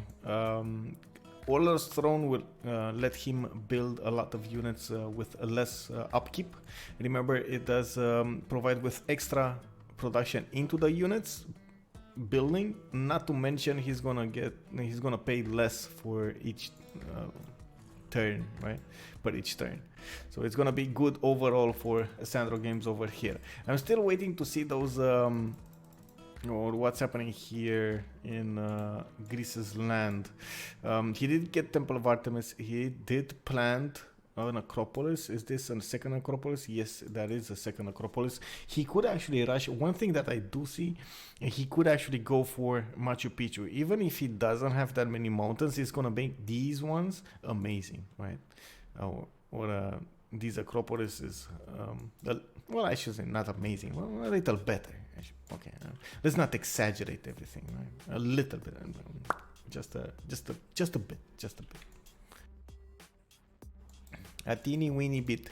Bologna is nobody's Sus right now. It looks like it's at a tie between Ella and Yokahi. Wilots also has one in there, and it doesn't look like anybody else is interested in getting one. I'm actually surprised he didn't put more envoys into that. Remember, Giris does have Divine Spark, and he still didn't build his Acropolis. Come on, bro, build your Acropolis. Start getting those points. What? He has an Acropolis somewhere? Did he? Oh my god, he worked the card? Did he actually work the card? He's on 2.3 Great Writer points a turn. Wow. One other thing that I do want to point out that happened after the entertainment bonuses in the last patch is I've seen a switch in the players' choices of the first government. And they are right now picking a lot more Classical Republic. We did have a vote a few days ago, and and it looks like Classical Republic did get the first choice there. Classical Republic, remember, does give you one amenity in your cities, so that is just amazing. You don't want to keep your people unhappy. definitely you don't want. So all cities with a district receive +1 housing and +1 amenities. It also gives you +15 great person points. But I mean, this one is just amazing. It's not really war prone. You do get a slot for some maybe an Agoji card, maybe a maneuver, maybe a -1 card or something like that, but usually it's not that easy to get war units with Classical Republic. And of course you don't benefit from the oligarchy bonus, the +4 on melee units, you know, on swords, on boats, on stuff like that. Let's see how many of them are actually in Classical Republic to get. Eli, Classical Republic. We got Mongolia, Classical Republic. Oligarchy for Persia. We got Classical Republic for Yokahi, so 3 classicals. We got Dimitri, Oligarchy, Bezdomi, Classical Republic, so 4. Slap Attacks, Oligarchy, and Oligarchy. So it's a close tie between Oligarchy and Classical Republic in an actual CWC game. The vote was clearly in favor of more Classical Republic than like favoring Classical Republic over any other choice. And why is it important? Because okay, once you go into a government, you're not gonna get to go another time into it because of that penalty. The people will just revolt into it. So you do have to plan your choices over time, right? You're gonna have to go in if you want Classical Republic, and then if you want to build a wonder, you want to go autocracy, and if you want to go for war, you're gonna go oligarchy. So it's definitely a much I should say balanced approach to overall first choices in the political philosophy in the beginning of the game, right? Also, I did notice there was a sound there. Wait a second, I heard the sound here. Luan Pento, thank you very much for the follow, man. Also, Major 2501 and Venom, thank you very much for the follows, bros. And Hot, that's I think that's the point I didn't get. Thank you. Hopefully you do hear me.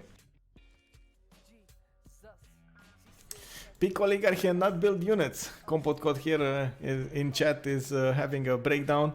It looks like he wants to not go like this, man, not go like this. And the no Acropolis code strat with the Pericles. And wait, you didn't build Acropolises yesterday? What? Well, I guess he kind of needed to go for aqueducts yesterday. Oh man, he had that was a hard start, man. Everybody from his team was telling him go on that 1-2 here or on the salt tile when he could have gone like on the southeast, and he would have had an amazing game. That was such a weird choice for the beginning. Not a bad one, but it's such a weird choice from the beginning. I haven't seen that many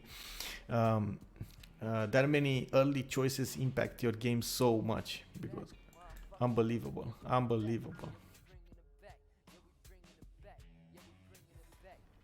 So more settlers coming out from Pericles. It looks like he's building he's getting some builders. He did finish his Acropolises from here. He's gonna finish another one from Sparta and started to get more points into the Great Writers. We're gonna see them next turn. And also next turn he's finishing his Government Plaza from Athens. He did go for Moksha first, and I'm actually curious to see if he's gonna go for Pingala second. Pingala second could provide him with the doubling of great people points, so that is an amazing thing to have, by the way. I'm actually surprised he didn't pick it for Athens at the beginning, going for more culture. Right now he's 36 culture, he's matching Bezdomi's culture, but just look at Sandro Games with a war civilization here. This just goes to show how Zulu is at this point just too powerful. 42 culture a turn for Sandro Games, 31 science. He's just spamming out encampments, getting the culture from Penbrush and Voice, not to mention getting extra from the Ikandas and gold as well. I mean, this is just what? This is why we see Zulu banned most of the time. It's just Oh man, this is just not gonna go well for Mongolia. Mongolia is on 14 science and 20 culture, and he's gonna need to withstand America's +5 horses. Not to mention he's gonna need to fight off some Zulu units. Zulu does have a unique unit that is called the Impi. It is a replacement for a pikeman, I believe, and it is definitely weaker against the melee units. So maybe that is the reason Mongolia went for warriors into swords instead of going for his usual horses. Yeah, exactly. I mean, Zulu has more culture than Pericles. I mean, what is this, man? This is. Do you feel it's balanced, boys?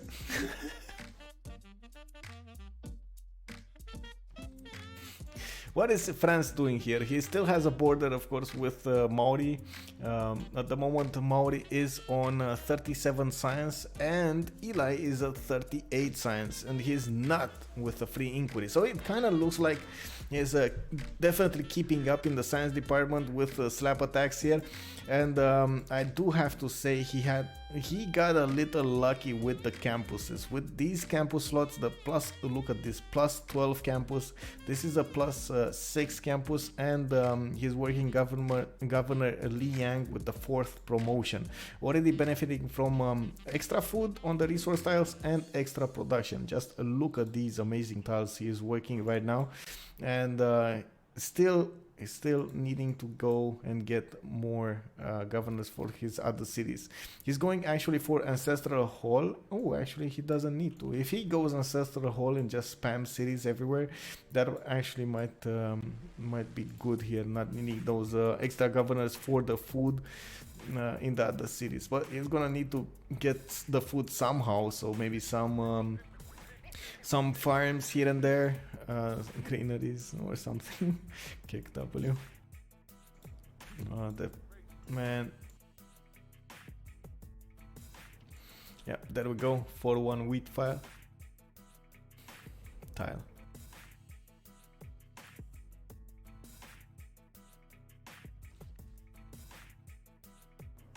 And we have Toaz. Toaz coming out in 2 turns from Maori's capital city. He did spam his settlers right now, 2, 4, 6 cities already.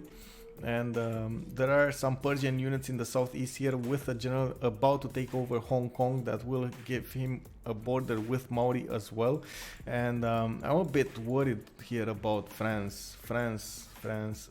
What is France doing?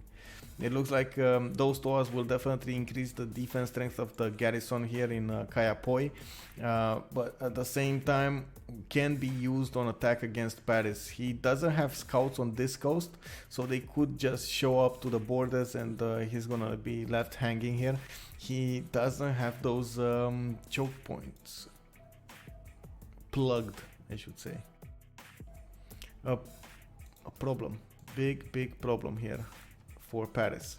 Is he gonna do units after he finishes Ancestral Hall, or is he gonna start just getting out settlers as fast as possible? That might be a thing here.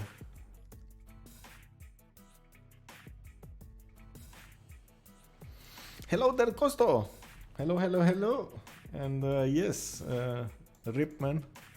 That is definitely a problem here. Another surprising thing is the fact that he's actually getting the scientists instead of passing them and keeping the points. He's making a good amount of points, right? 4.6 great scientist points a turn, definitely in the lead in that department, even though others have campuses too, so that might not make him think about keeping the points. India is spreading his religion into the other civilizations next to him, into his allies by the looks of it. And we got Moksha in the city of Nongoma and another Moksha in Washington. So it looks like he did spread there, and Moksha will help spread it further away. Look at this city spread from India though. 2, 4, 6, 7 cities already. With let's check out his yields. 89. Ooh, that's a good result. Turn 43 right now. 89 faith a turn from Bezdomi. That's a good result. 16 science, 46 culture already. He's definitely keeping up with Yokani's culture making. Not sure if he's gonna keep up with tourism though, because that's how it works, right? You first need to get tourism. But the problem is Greece is not really well known for getting tourism fast. It's gonna take time. It's gonna take effort. It's gonna take great people's points here. He's right now on 4.6 great writers, 2.3 great artists, and 2.3 great musicians. Only has 3 Acropolis out. He needs to get another one from Corinth, and that means he's gonna need 7 pop there and 1 from Pergamon. I'm actually surprised he didn't place it here already, but sure, I mean, what can you do? 4 turns away from getting audience chamber, definitely going for a higher pop city rather than more cities. He has another settler about to go for that cattle tile next turn, and what I should say, this turn. And in the meantime, Lizama, thank you for the follow, bro. Welcome. Okay, there we go. City of Hong Kong notification is here. We got Coupe with more strength for his series from that Toa. Still not seeing the Toas in a big number though, but at this point Eli knows. Because of that extra city strength, definitely Eli knows there has been at least a classical unit built, since it is 32 defense strength. The only thing that can be is a Toa. Hey, Vinicius Sobs, welcome. Thank you for the follow. And did I watch PP Patrol versus Zone of Control yesterday? I did see like a few tens of minutes, maybe an hour or two, but I was like skipping and going and doing something else. I was actually helping Falcon do something before the game, and still trying to slow down from what I was doing in yesterday, during the day, I should say. And I actually got to sleep a little bit, and I was, yeah. This has been a crazy period for me with stuff doing. I need stuff, a lot of stuff to do. Oh well, happens, man, happens.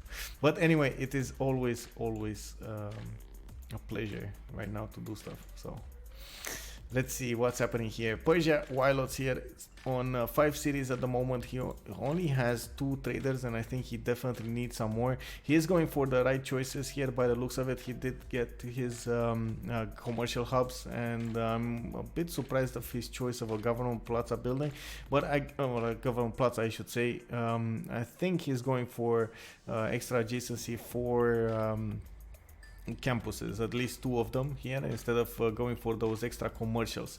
Usually you do see, or we do see, Persia going for pen brush and voice in the first stage and then going for a free inquiry in the second stage. Why is that? Because you don't get to build the commercials fast enough to benefit fully from the first stage, but in the second stage you might get enough of them. So for example, in this case, in the second stage you would get more traders, right, with giving him more culture. At the same time, his commercials will give him this is a +3, I believe. This is a +2. He could have built another one from Susa, and he could have built another one from Ray. So basically, he would have gotten more out of those traders, out of those commercials, if he just used that tactic. He did go for Magnus in the first city. That means those traders will have a +2 food and +2 production whenever they go into the city of Pasargade, or they are sent in there. Not my first choice, I did say it at the beginning, but in this case it looks like it might pay off. He needed a lot of food here, definitely a lot of food.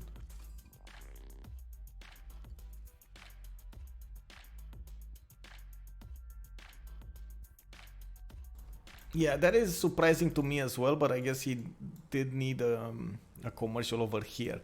I'm actually expecting to see a campus, not a campus, sorry, a harbor coming out from Athens, because he definitely will need a little bit of gold. Right now he's on 31, benefiting from pen brush and voice, and man, oh man, if he wants the extra housing in Athens, that harbor will actually make it possible, right?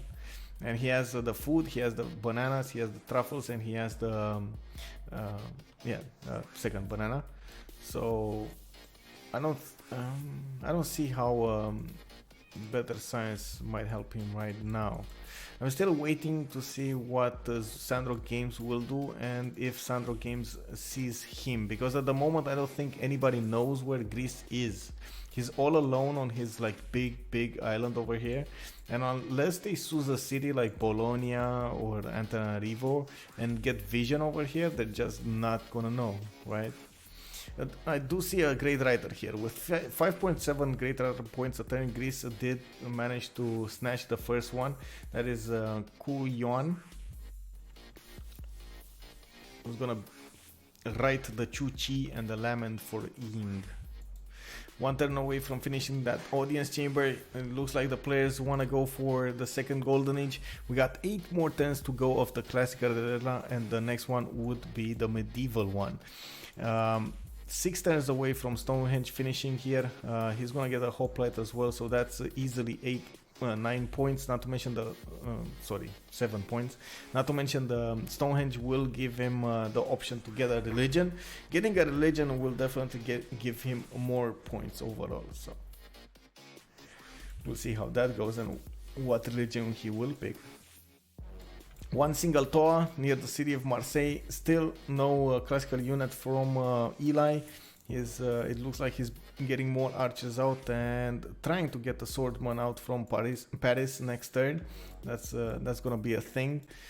He did finish another settler from Amboise, getting a library, and that's not gonna be in time to save that warrior. Definitely not gonna be in time. What's happening in the era score screen? In the era score screen, Eli has 49 out of 59 points. Definitely will get 1 more point from getting the swordsman. He's gonna get 1 more point from getting the horseman, and he needs more. At the moment, it looks like he's gonna leave that encampment tile alone, and probably slap attacks will move on it. If he moves on it, he's probably gonna lose that at some point. It doesn't have enough movement to actually kill any of those units, and I don't think he had. Yeah, there we go. The archer. Where did the archer move though? That's a. Anyway, that's a dangerous tower, man. 44 strength attack unit on that archer with turn 47, and that is why I was saying I'm a bit worried about France here, because if Maori just spammed his towers into him, I don't think he could have withstood an attack here, like a full frontal assault through these chokes towards Paris and Amboise. I don't think that he would have gotten enough units in time. The swordsmen just melt when the towers are next to them. You need so many archers, you need expos, you need like units in front to keep them, and you need to not let them encircle your units. So it's definitely a hard it's gonna be a little harder here for Eli to get this, but I mean at the same time it's easier because slap attacks didn't all into this, right? He didn't go for the kill here, he just went for the positioning over France instead of trying to pressure him until he dies. So that is a good news there for Eli. Still 7 turns away from the next age, and it looks like the players are more interested into getting. They find it more important to get the golden age than actually kill their neighbor.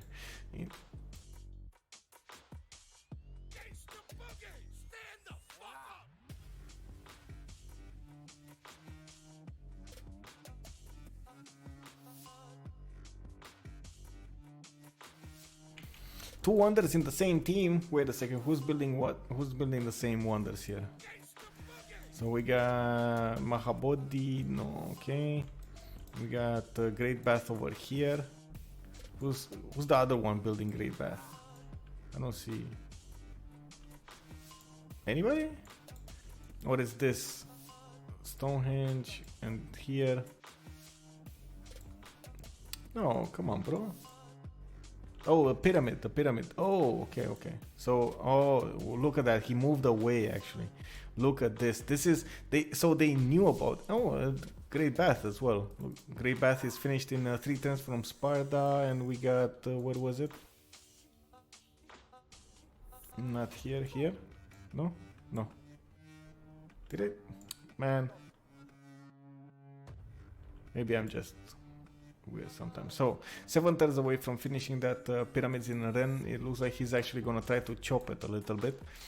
We do have the Toas next to the city of Marseille, and just thinking about the wonders out loud, it looks like Sparta will finish Great Bath in 3 turns, and Jebel Barkal in the city of Susa. He did put down pyramids, but he's not finishing it.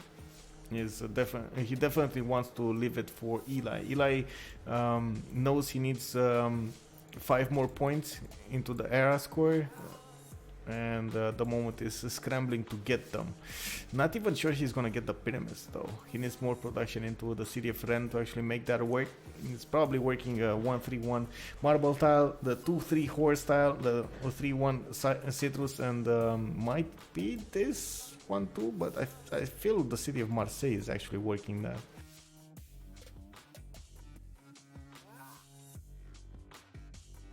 Yeah, Persia and France are on the same team, and yes, you're right. Persia did start pyramids, but I don't think he wants to finish it.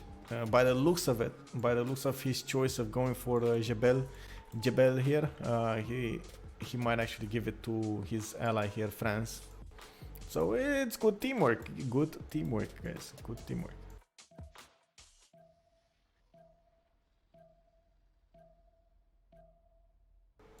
Imp is starting to come out from Zulu's main cities. It looks like he's just spamming them out. Not sure exactly what he's gonna do with them, but we're gonna see them pop next turn from his 2 cities, Ulundi and Nongoma.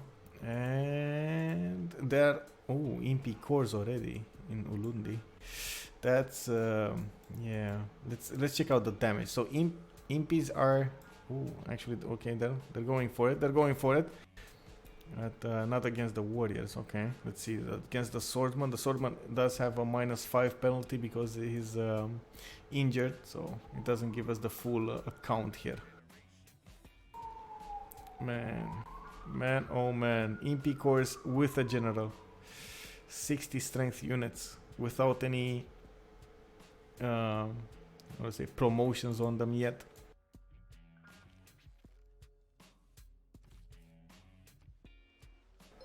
What is this settler doing? Where does he want to go with this?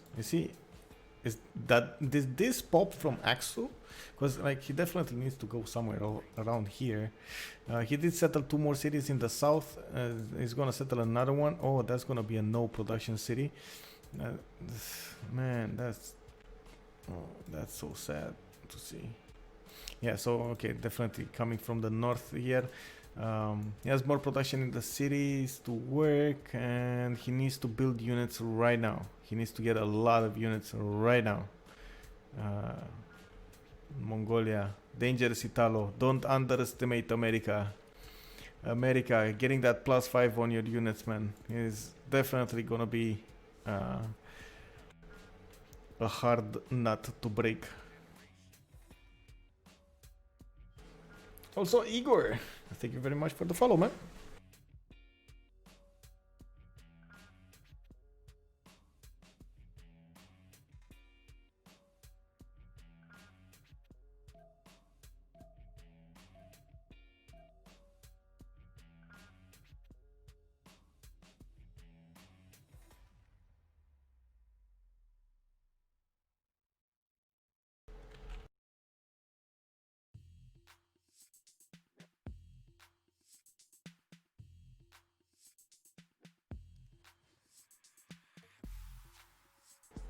I'm waiting to see these attack moves. Mongolia does have a promotion on this swordsman, but he doesn't have first moves, and oh my god, he was so close to losing it.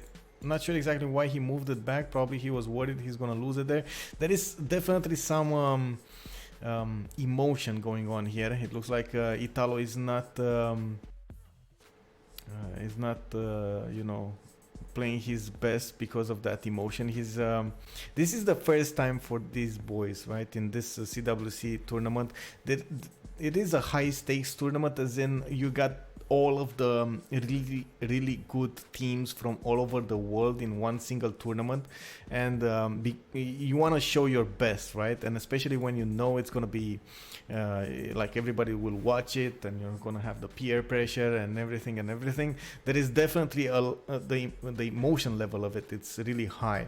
That is why I was saying that there is a little bit of a difference here between the teams that have been already in this tournament setup for 2 seasons, and before that in other tournaments, and the newcomers are always they always get they need a little time to adjust to this, right? So we're gonna see if how HDR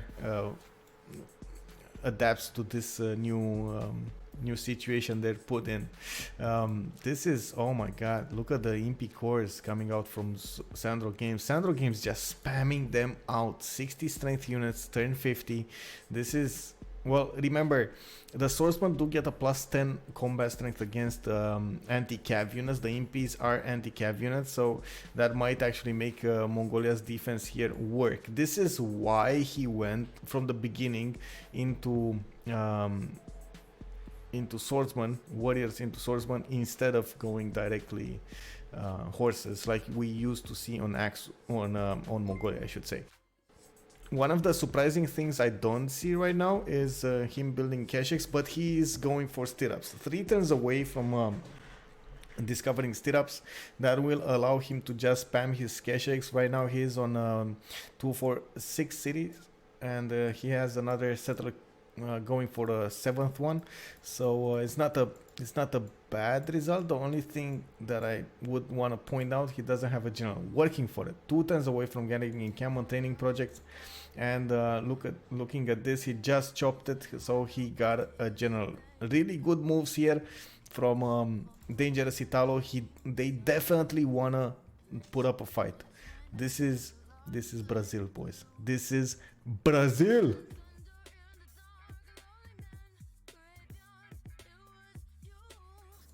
France did manage to take over that Toa problem. Looks like the Toa actually retreated. We got Maori finishing 2 coastal wonders. I wanted to say 2 turns, 2 wonders, but it didn't have a good ring to it. Great Lighthouse next turn. Colosseum in 2 turns. Also, the city will grow to 10 pop in 2 turns. We are 3 turns away from the classical era, and he's well on his way to getting a golden age. Slabadax, 55 points out of 55. He needs 66 to get a golden age, so he's gonna get 3 plus 3, that's 6, and plus 1 from the 10 pop, that's 7. So definitely needs a little more. He did get his Toa. He needs maybe a swordsman, horseman, he's maybe an admiral. And let's see, is he? No, he's not gonna get an admiral. He's 10 points into admirals, but it's so far away from the next admiral. Maybe he gets the he should have gotten the fleet one, right? Yes, he did get the fleet one. Gaius Deus.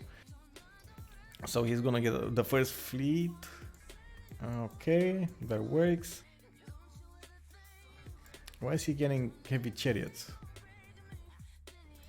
Does he know that heavy chariots do not count as a horse unit? Well, he's gonna find out. So let's check out, let's keep the era score tab here. It's really important what happens in the next 2 turns, really important. Whatever happens in the next 2 turns might actually decide the game. Who's gonna get the next golden age? Are they gonna benefit from those golden age bonuses or not? Maybe somebody, or maybe someone like Zulu wants to target Dark Age, for example, to get that +5 on his enemies. We don't know, we shall see.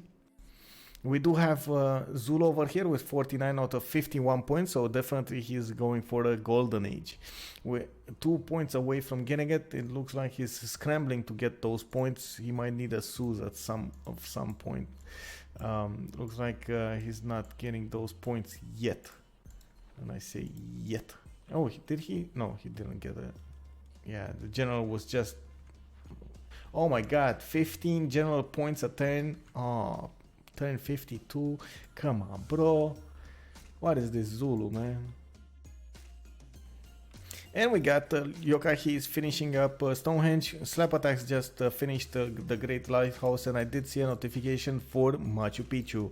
Machu Picchu being placed down in the city of Calcutta, and it looks like he's just spamming those wonders as well. Getting Mahabodhi Temple next turn from the city of Delhi. He's gonna get 2 free apostles, getting to evangelize his beliefs here. But I think he already finished it, right? Derry Mares, if I remember correctly, yeah, there we go. He did finish it. So, oh my god, this is full-on culture. Choral music, itinerant preachers for the extra spread, World Church, and Derry Mares. Derry Mares will allow him to construct those unique buildings in the holy sites that do have a temple. They do provide +3 faith and +2 culture per each, and they cannot be pillaged by disasters.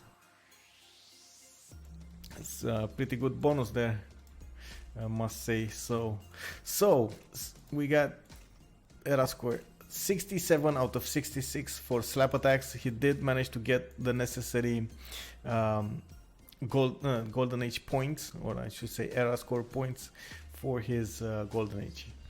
61 out of 62 for Bezdomi. He is finishing next turn a wonder, so he's gonna get there. Dimitri, 37 out of 38, definitely not getting his. He might actually want to stay in a Dark Age there, getting more from that. We got Sandro Games, 52 out of 51, so he did get his already.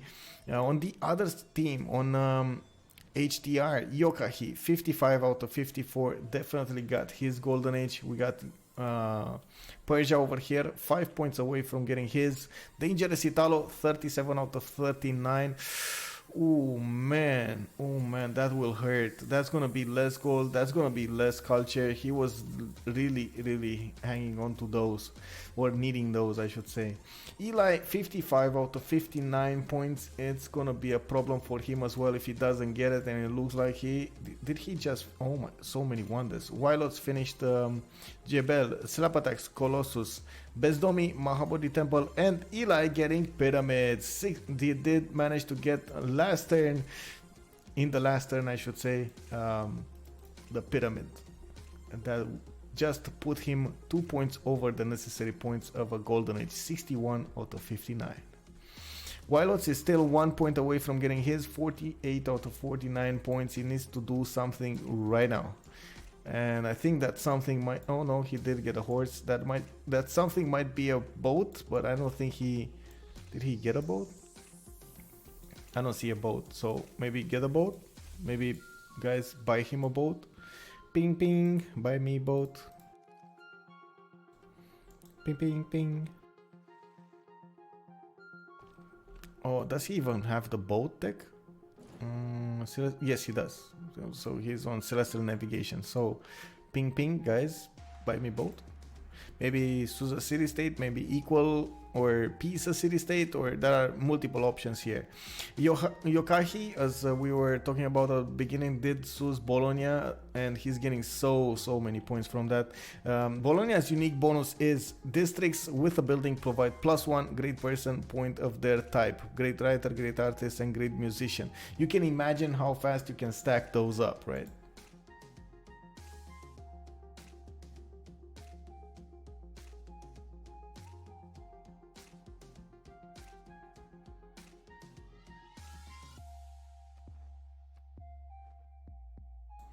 Yeah, that is something, that having more science with Pericles than Mongolia, that is something. And Mongolia does have amazing campus locations. Look at this. The problem is food, right? And he didn't have enough gold to see these tiles, so maybe from Urumqi he could actually buy this and place that campus, man.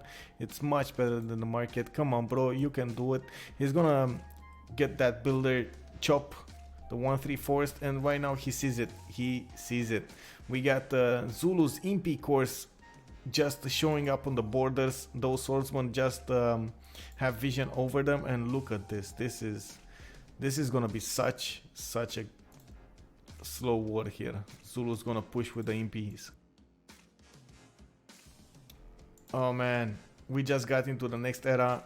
Aksu is already with rebellion in it.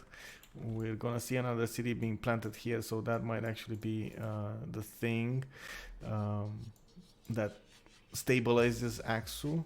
But oh man, oh man.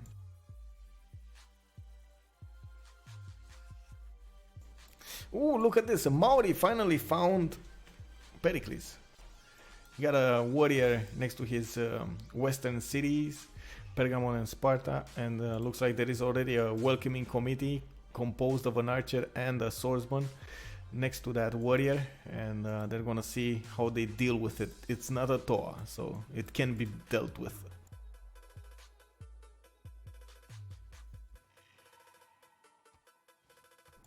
Let's check out the options here. Sandro Games going for a second pen brush and voice, slap attacks, a second free inquiry, getting that science from his harbors, 90 science a turn, 40 culture. Amazing result here.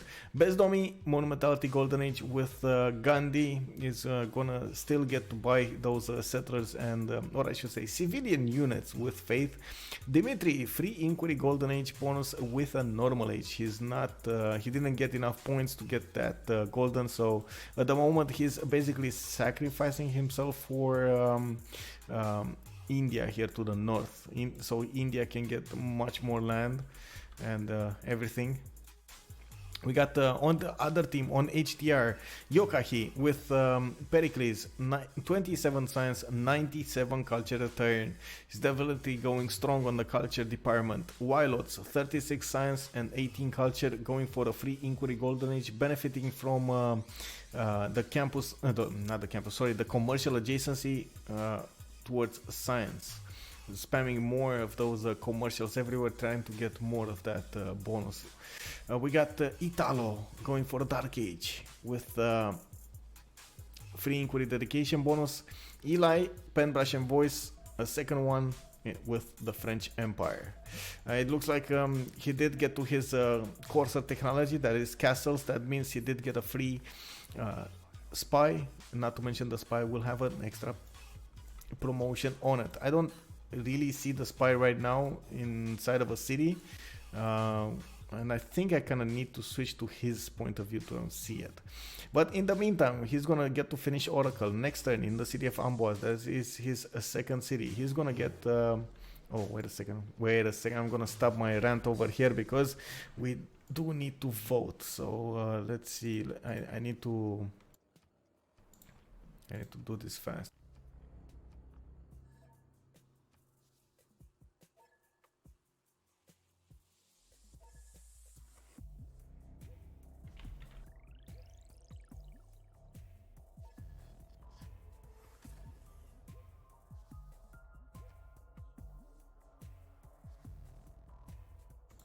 So in this setup with two observer slots, we usually go for nullifying our votes, and we're like one of the observers will vote one way and the other one will vote the other way. So I'm going for the A option. I just told my co-caster here, or I should say the caster for the Russian community, Kacheka, what am I gonna vote and what option am I gonna pick. It's gonna be A for the first one, it's gonna be A for the second one, into fascism, and then I'm gonna pick A for this one, right, for diplomatic victory. So, and he's gonna go B for exactly those same options, right, in the, so we can nullify them. I do want to point out crossbows are coming onto the field here from Eli, and this was a really fast military build-up. I did point out earlier that slap attacks didn't really, I didn't really see him building an army to go and kill France. I did see him building like a single Toa or a few units here and there just to get positioning or try to make France go overboard. At this point, it looks like France will probably keep the borders in check here, or I should say the shores of his land quite easily protected. I'm a bit worried what's gonna happen later in the game, because definitely Slap Attacks has the science advantage, being on 91 science with 42 culture against Eli that is 49 science and 55 culture. It's gonna be a problem.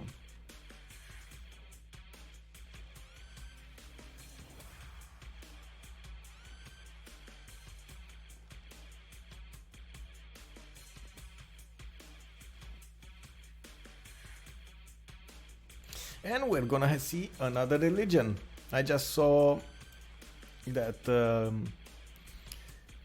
what do you call it? The Great Prophet activate on this Stonehenge tile. And what's it gonna be? What's it gonna be? He's still picking, he's still picking.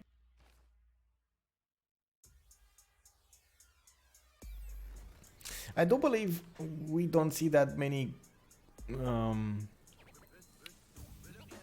tourism generating things in Pericles land overall, so I was expecting to see more wonders, especially the ones from the beginning, maybe some Apadana, maybe some Machu Picchu, trying to get Machu Picchu, maybe you know, something like that. So he still has a tile for Apadana here on the 3-1 banana, for example, and he's gonna need it later on in the game for more musicians, but I kind of feel like somebody else will get there faster than him.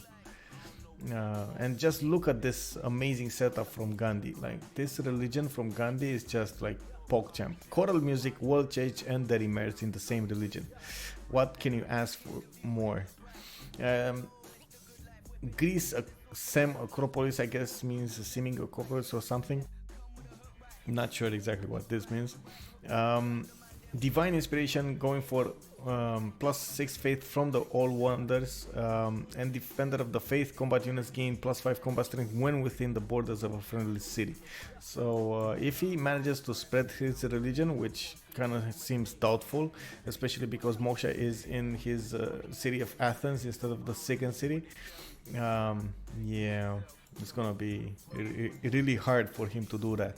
He did get a second great writer, and he's having a lot of great writer points, 10.3 great writer points, also a lot of great artist, 5.7, and great musician points, 5.7.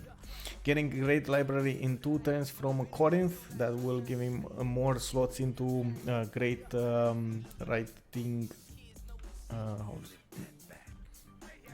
great works of writing. That's the expression I was looking for.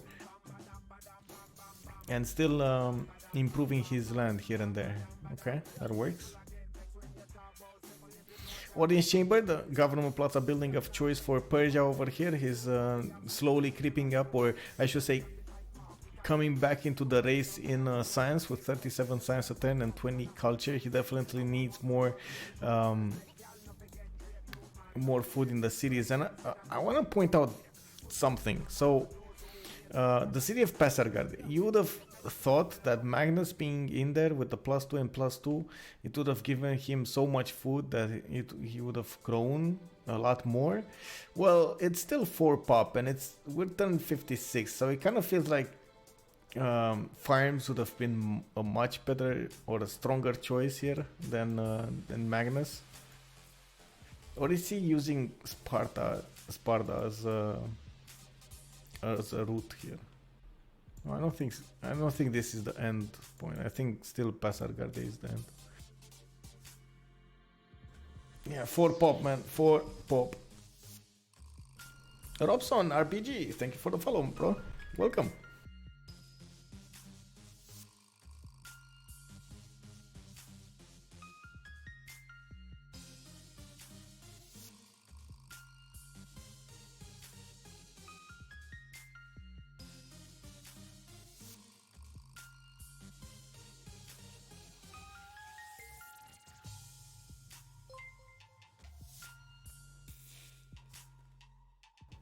DS Goobert, thank you for the follow, bro. The fight. Yes, of course, we can see the fight. This is what's happening here. And I'm sorry, I was ranting there about Persia and France and Pericles. It caught my eye there. But you're right, let's go back to the fight. Zulu is pushing Aksu. Aksu is one turn away from finishing Ancient Walls. That's not really gonna stop those MP cores. They do have a battering with them, and it looks like the general is providing those with bonuses. The city is like 3 attacks away from being taken over, and I don't really see how Mongolia will get back into this. He needs archer units, he needs those Kesheks. The fortifications will stand for 2 attacks and give him maybe 1 more turn. The Kesheks are 2 turns away from finishing here, and it kind of looks like they're gonna are they? I don't think they're gonna be there in time, because you don't only need the Kesheks, you need the promotions on them as well, right? So this attack from Zulu is so fast that is, oh man. And just look at the damage. Oh my god. That is a 85 defense impy with the first promotion, because he got the first promotion into thrust. That is a plus 10 combat strength versus melee units. So he basically equal out the penalty from the swords. Oh my god. This is, man, oh man.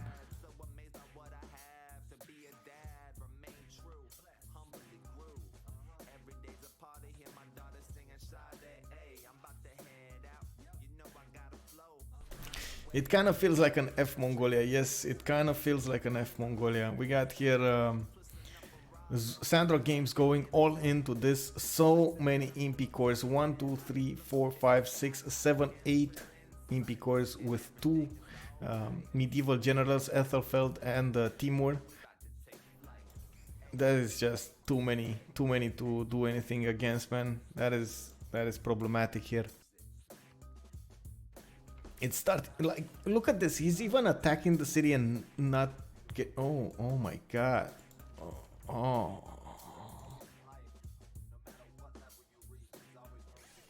Man, this is such a feels bad moment for Italo. Oh, he's trying to go for it. He's gonna try. Oh my, he killed the unit. He put. No, he didn't. Okay. Oh, he killed. Oh my god. He actually killed the battering ram. That is, oh, that is such a good thing. The question is, will he manage to get the first promotion on the swordsman? Because he has 22 out of 22 until the next level. As in, he already has it. But probably Sandro Games, being the host, he's gonna have first moves here. What's gonna happen? What's gonna happen? Oh, did he? Never mind. No, he lost that. Okay, never mind. And yeah, not even needing that battering ram after the walls were almost down. Man, next turn the Keshek will pop, and it feels like Mongolia will need to stay and defend these chokes. Oh, hard here. It's hard to see this, man. Mongolia's getting defeated by MP cores. Zulu's units, especially created against or tailored, I should say, against horses. That is Mongolia's specialty. You couldn't have a better matchup, right? Man, oh man.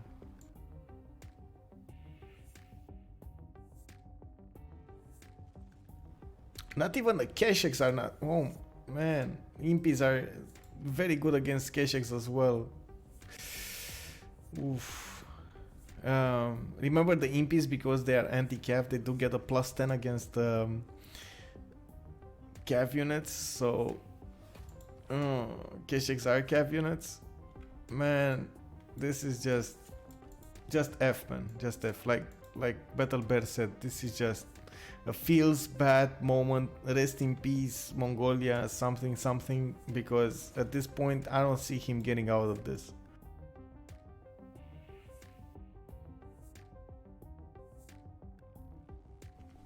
Rip, man, rip.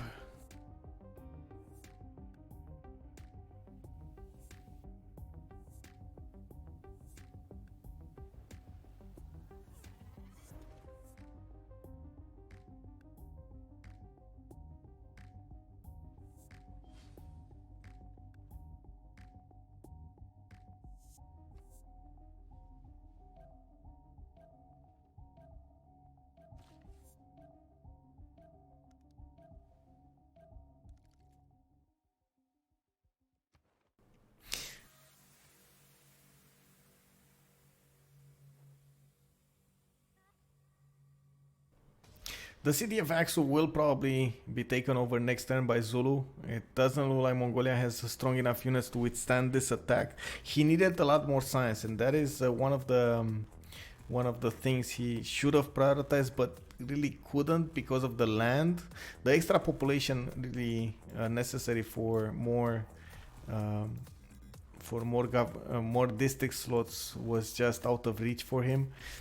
He's just building his government plaza. I didn't have enough production for all of it, and I still think it was a mistake to go for this city, Al Malik. So basically, instead of this city, he might as well build the government plaza. Not to mention Urumqi. I mean, it's still working so like it's only 9 production.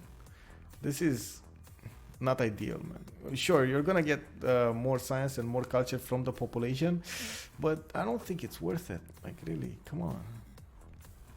You need production, you need food in the city, you need like everything to actually make it viable. It is giving him gold, 14 gold a turn actually. That is an impressive amount of gold from one city that is without any production, right?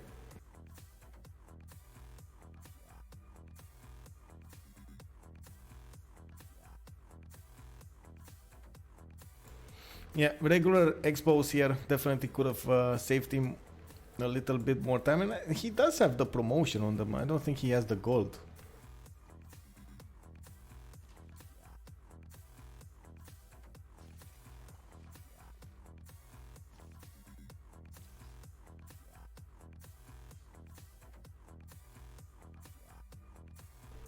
What's happening here? It looks like quickly, right? We're gonna see what's happening in the rest of the world. Greece is getting more settlers out, 2 more, 3 more, and started building more of his amphitheaters. He's still on 9.2 Great Writer points. India is catching up, 6 Great Writer points a turn.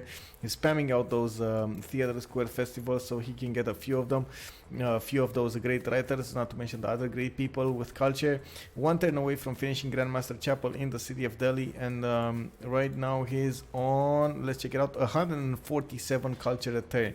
I do think like 100% Best Domi will probably get to deny culture victory, even if Yokahi goes until the like the end game. The only thing that could save Yokahi here are rot bands, but he's not close to anyone to actually activate them in, and by that time he's just gonna die. We got Wilots here with Immortals that are next to Kupe's capital city. He did get the city of Hong Kong earlier, as we've seen, and those Immortals just got promotions, a lot of promotions, level 3s, level 2s. They did manage to kill another city here in the south. There was something there. Oh, wait a second. What's happening here? Another swordsman just died. It was here on the 1-2 tile. It got attacked by 2 of those Zulus units, and it looks like there's a... Wait, did a Keshek die? Or did this one come back into... I think this one... Okay, yeah, it did. I see 3 movement missing, so it must have gone back. Like you said, though, he definitely needs, 100% needs crossbows here.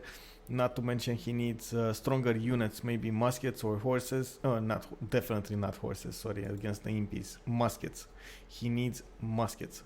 And with his science, they're so far away right now. Like construction in 4, just to put it in perspective, construction is over here. He needs military engineering, then he needs stirrups and gunpowder. That is not an achievable goal in the foreseeable future. And at the moment he's just spamming out his Kesheks. Okay. It looks like Sandro Games was much better prepared in his land, in his empire, to actually go against Mongolia here than Mongolia defending all of this onslaught. America is just standing by. Just look at him. He's just like not doing anything. Like he had an archer that helped a little bit, and that's it. Keeping the horses fortified. He actually is starting to sim a little bit. He's getting a consulate. He's just like not care, without a care in the world here. On this side, France did manage to take over that encampment from Maori. Maori did get to caravel technology, and he's gonna keep his sea protected. Not to mention his harbor. There are some catapults on the shorelines, but the caravel strength is way too much for those catapults to actually even ding it. You'll see. Hey, Mr. Caveras. Hola, and thank you for the follow.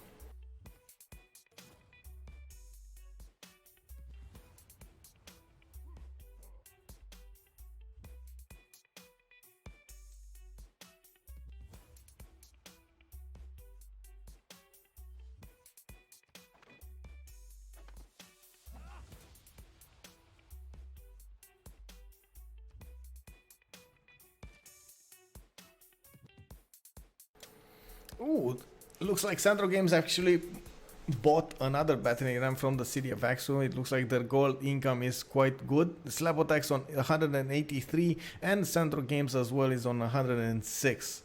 So a battering ram is like what? 200 or something? 225?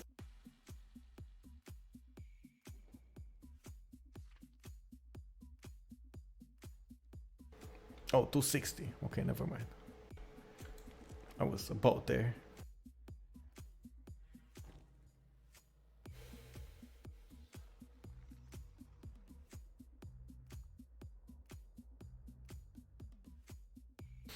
Yeah, I do agree there with Dash Green. Zulu is just crazy. You just get all of the buildings inside of the Ikandas. You just get the Walrus Throne and spam out commercials. So you're gonna get everything, like especially with Penbrush and Voice, you just spam things at people, and it's just gross. It's I honestly, personally, I don't understand the extra culture on the Ikandas, and I was like, what is this, man? It didn't need a bonus. I mean, this is such a strong civ. But sure, I mean, what can you do, man? What can you do? It is impressive to see Sandro Games' use of MP cores, not to mention the exact timing he needed. I'm sure you realized he had how to say, a small window of opportunity when Mongolia was definitely without any units on the front lines that were upgraded, that had the correct upgrades, as in he didn't have enough crossbows on the front lines, he didn't have muskets, and not enough Kesheks either. So that was exactly the moment we actually saw Mongolia build Kesheks, and it looks like not even the Kesheks would have helped him in this case. Definitely needed crossbows here. Muskets and crossbows. Too far away from getting those.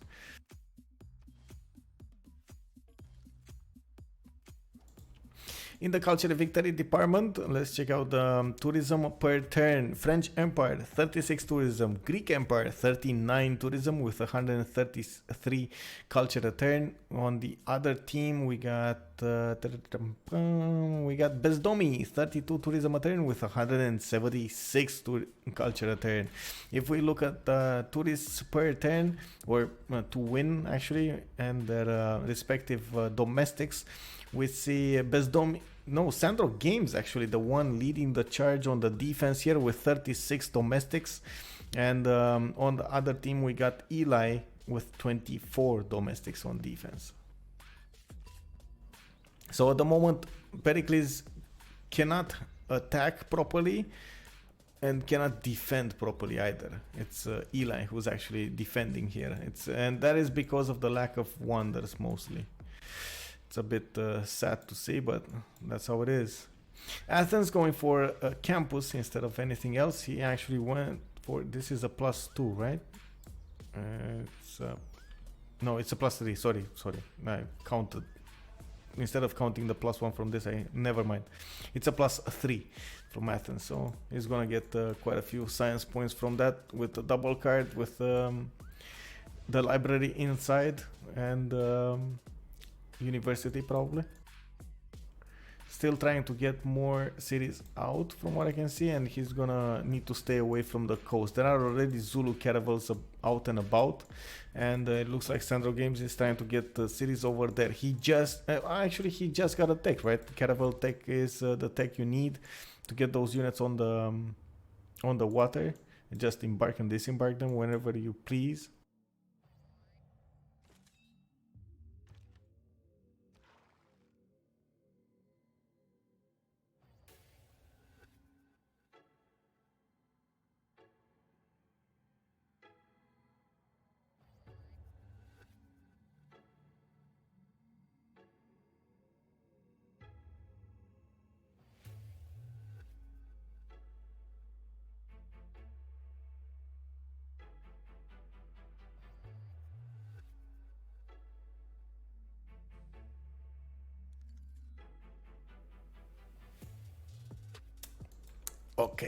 Okay, this is about that time. We are turn 62 and we need to pick an MVP here. Who do you guys think, and please react in chat, who do you think should be nominated? We got only like 5 choices of possible nominations that I could put. We got 8 players, 5 choices.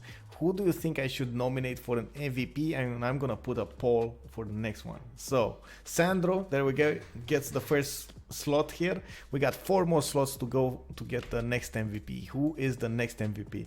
Will it be Gandhi defending culture victory against Pericles?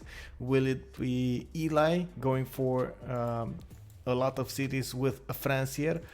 Will it be Mauri trying to tackle as many players as possible, getting defending himself against Persia, defending himself against France, and maybe at some point attacking Mongolia?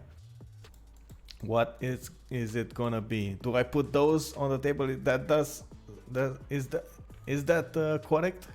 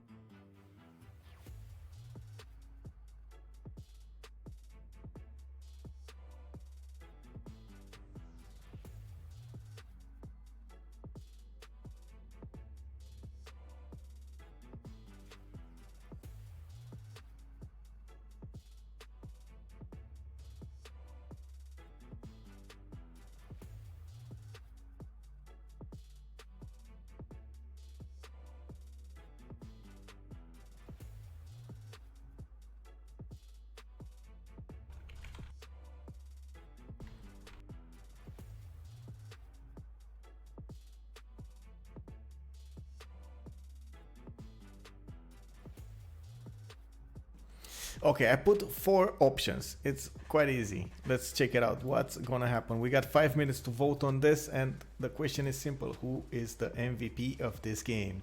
We got Sandro Games, Best Domi, Eli, and Slapadax nominated for the MVP position.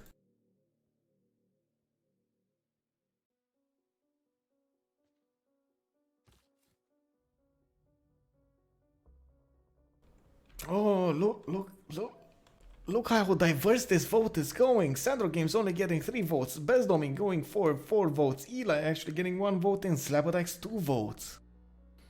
What's it gonna be? Sandro Games now taking the charge with 5 votes. Best Domin coming from behind, equaling him with 5 votes. 6 votes right now. Eli going head to head over Slapadax. Look at that. 4 points. 4 votes over 3 votes. Still, first one is Best Domi. Gandhi, the biggest, the baddest, Gandhi. 200 culture turn 64 with the biggest Gandhi here, the biggest India. He's 2 turns away from getting nationalism, and he's definitely going on that culture victory route, or defending culture victory. He has such an amazing religion, with Protestantism being the name, choral music being the game, world church and their immerse as the other beliefs, and itinerant preachers. Religion spreads to cities 40% further away. He also has Earth Goddess and is making an impressive amount of faith per turn. As you can see, 314 faith a turn 60. Only 45 science, boys. Only 45. He just went all in to that. It looks like there will be another city lost here by Mongolia. That MP core might actually take it over next turn. There isn't a sword or a classical unit there or any kind of unit to actually buff the defense strength of the garrison, so it's 26 only. There are crossbowman cores being built in Aksu, and it looks like he already has one out on the field. He's just gonna dwindle down the health of the swordsman and just take it over with take over that tile with the MP cores, slowly pushing back Mongolia's units.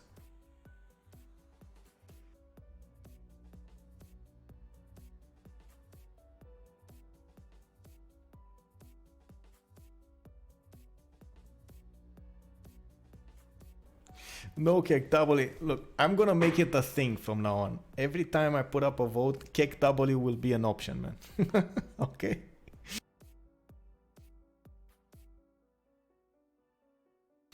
MVP is the Toa that forces France to make 6 units. Yes, yes. I agree with that statement, man. The single Toa, it's still alive, boys. Look at that south of Opango. He's just chilling there in the lighthouse. He's still alive with a level 2 promotion there, amphibious and tortoise.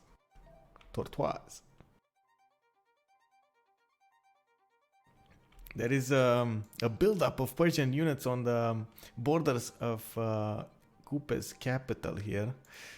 There is a privateer that wants to defend the coast there. They're definitely not gonna go on the water, but look at those catapults trying to get there, trying to get to that city somehow.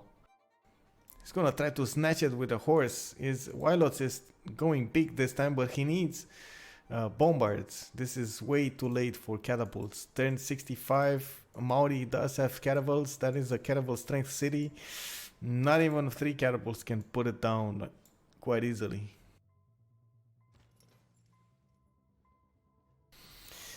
One more minute to go, or actually I think like 45 seconds to go, and it looks like Bezdomi here leading the charge. 33 votes, 52% of the stream chat opinion is into him being the MVP. Central Games coming up third actually. Slap Attacks is second with 11 votes, and Central Games 10.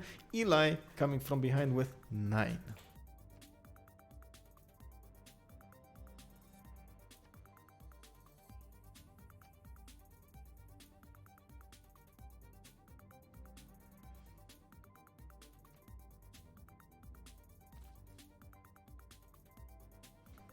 Oh no, oh no, why Yokahin, why? He just gave, oh there we go, the vote just finished. It looks like Redface was actually contributing a little bit of channel points, just a bit, into getting Bezdomi the win here. 52% of the votes casted were into Bezdomi, or for Bezdomi. 33 votes. Slap Attacks coming on second with 11. Sandro Games with Eli on a tie on the third place with 10, 16%.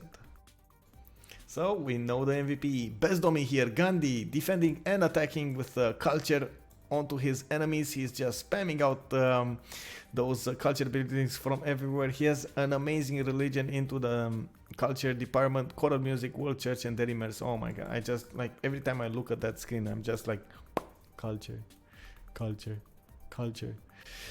Whew, so much, man, so much. Let's see what's happening here. He did finish Machu Picchu. He got Mahabodhi and an amazing theater square in his capital. He is using Moksha, and in Jabalpur he has Pingala. I'm pretty sure he has Pingala double though, because he has quite a few of those Great Rider points himself. 11 Great Rider points a turn for India, while Greece is on 12. So he's definitely keeping up in that department without actually having Oracle. Oracle has been built in France's land, and it's just giving him actually at this point he's just benefiting from scientist points. Because the city of Amboise doesn't have any other districts. Kick W.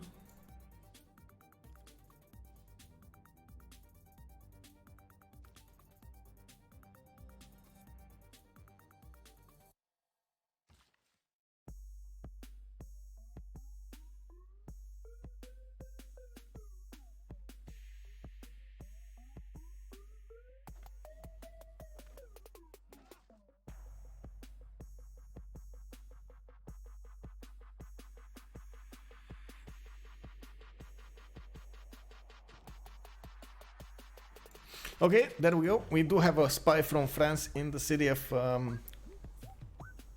Mauri. That is a level 1 and working on listening post, so he's not trying to get it to a level 2. And remember, whenever France spy gets to level 2, it does get double the amount of points or attack points, diplomatic visibility points. And now we see some frigates. The courses will have to move back, even if they have +6 intel on opponents' movements. They do have to get back there. Those frigates will make quick work of them. They are 63 strength on attack with a +5 from a military alliance and a +3 combat strength from Rahendra Kola. Sandro Games recruiting another general, and it looks like he did take over another city from Mongolia. Mongolia losing the city of Chor, I should say, here in on the west side of Karakorum. He's starting to lose positioning here against Zulu as well, and it looks like he's just gonna punch through those Kesheks without caring about it.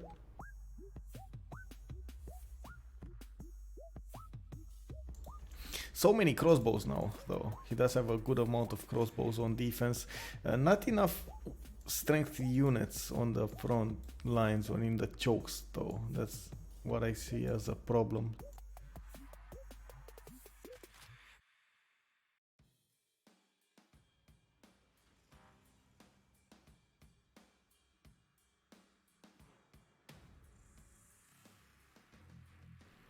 And I'm really worried about this. So what's happening here? Yokahi has a lot more science, right? He's on 46 science versus Sandro Games that is on 87 and is already Caravel technology.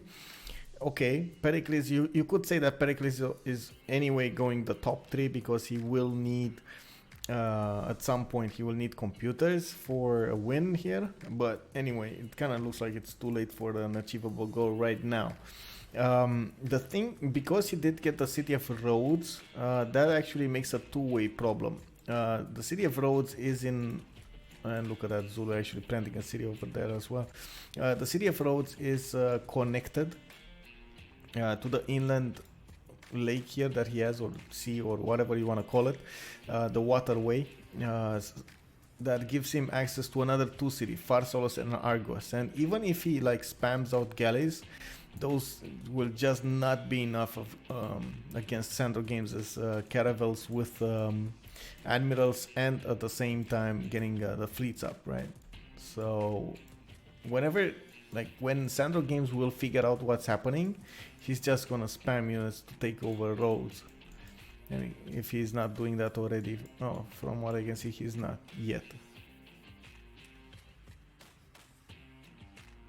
What he is doing, he's just spamming out settlers to get them over there.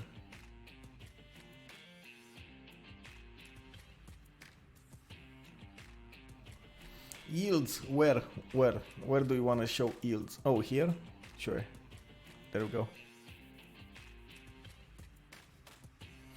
250 gold for slap attacks here from Maori. That is what is a naval civilization, getting those harbors out, getting those extra trade routes, getting those crabs working, right? The fish, the crabs, the turtles.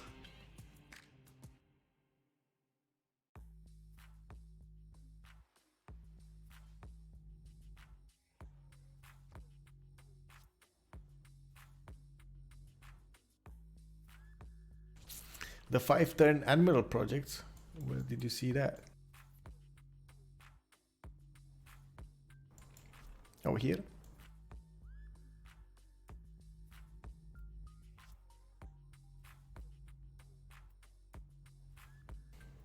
Oh, well, yeah. Well, I think one was to guarantee his golden age. I'm not sure about the other one, but I think definitely one was to get his golden age.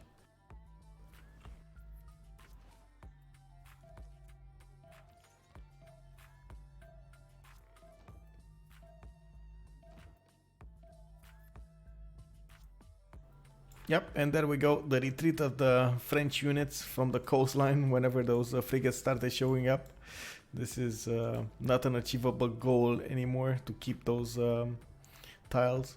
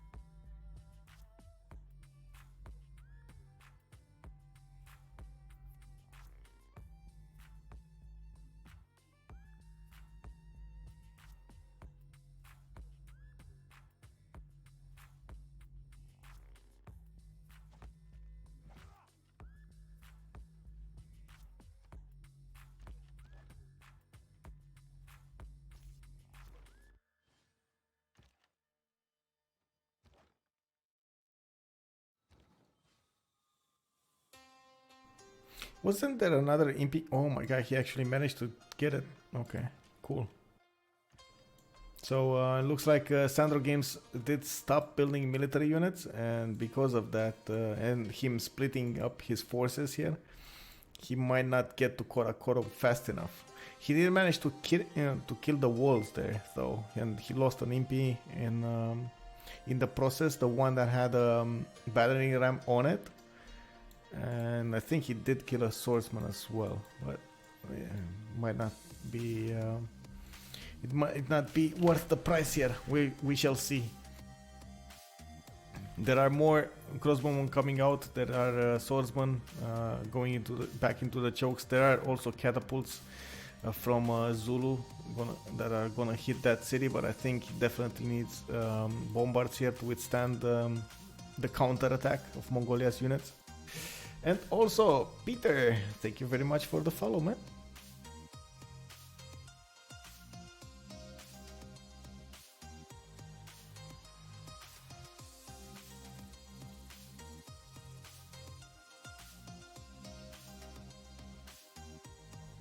How do you say in Portuguese? How do you say thank you? It's muchas gracias or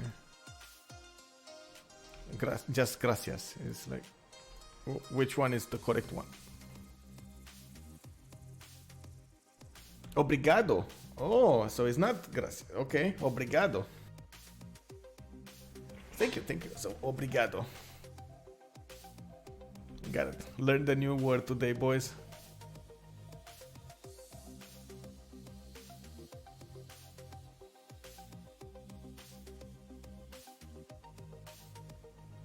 Thank you for telling me, bye. I don't know why, but oh, look at that. The Sandro Games actually is gonna find out what's happening here in Rhodes.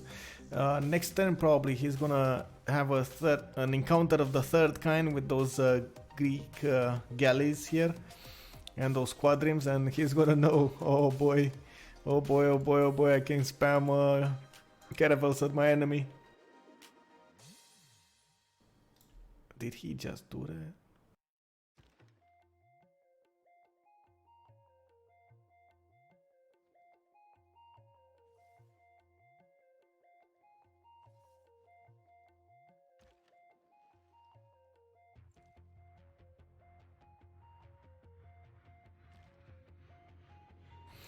I'm actually surprised why isn't he killing that crossbowman. It doesn't look like there is enough damage to take down. No, don't kill the cat. Okay, whatever. I think the crossbow was a much stronger unit than the catapult. But whatever, the catapult, I mean. Whatever.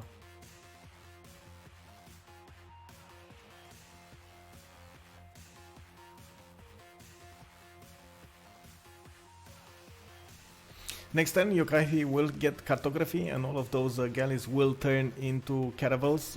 Do they have the gold for him? He's only on 143 gold in the bank, and he's making 74. And caravel upgrade is what, 90? So it doesn't look like he has enough gold in the bank to actually improve a lot of them. Maybe 2 of them. That's about it. And there are 2 Central Games caravels already going towards there. Another 2 coming from the north. So I think he's gonna get pushed back here. Not to mention, I'm pretty sure we're gonna start seeing caravels popping from Zulu cities here, or he's gonna want to get them with 248 gold a turn on strap attacks and Sandro's 116. They could even afford buying him caravels at this point. It's like what, 481 or something, like a caravel every 2 turns.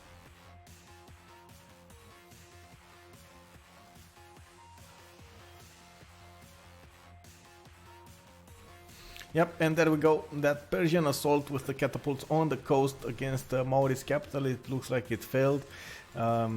He couldn't get the positioning in time, and there is a defending frigate, Maori frigate over there with enough damage and strength on defense to get those to kill those units.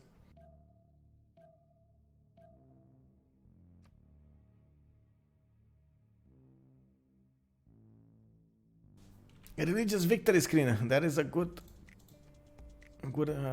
ask here. 4 out of 10 religious civs converted to Protestantism. I don't think it's possible with us in the game, right?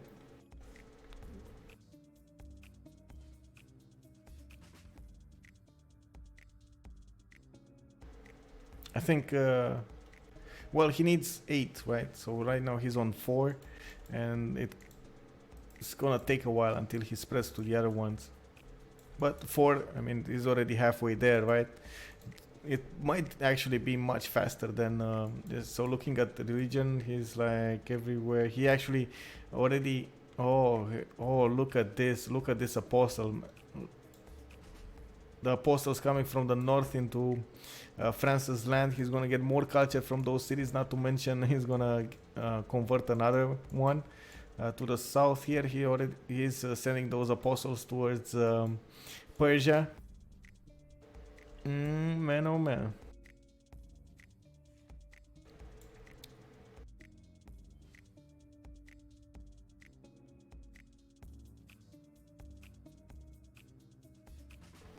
He has apostles going for Greece as well. Greece does have a horseman there, so he might actually condemn.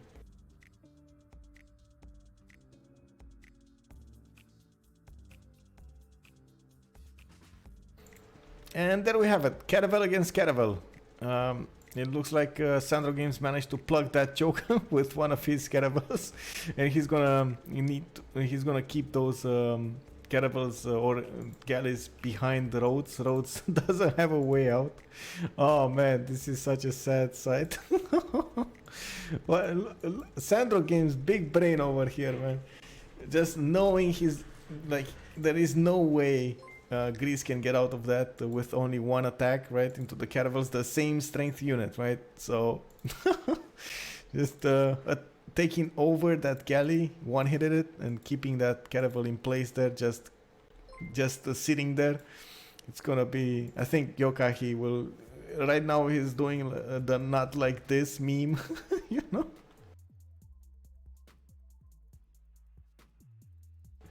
And in return, I think we should hear this out, man. It's only a game. Why you have to be mad?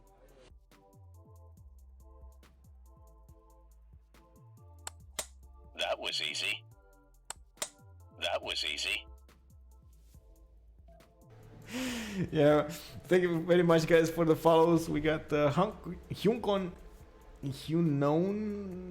tough for me to pronounce that, and Tsuna.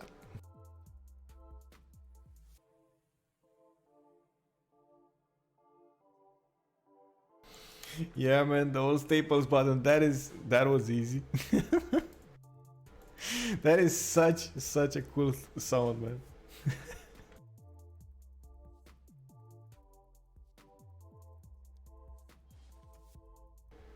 I'm actually trying to find out more of these sounds, and I think at some point Groovy Feet actually helped me find some more.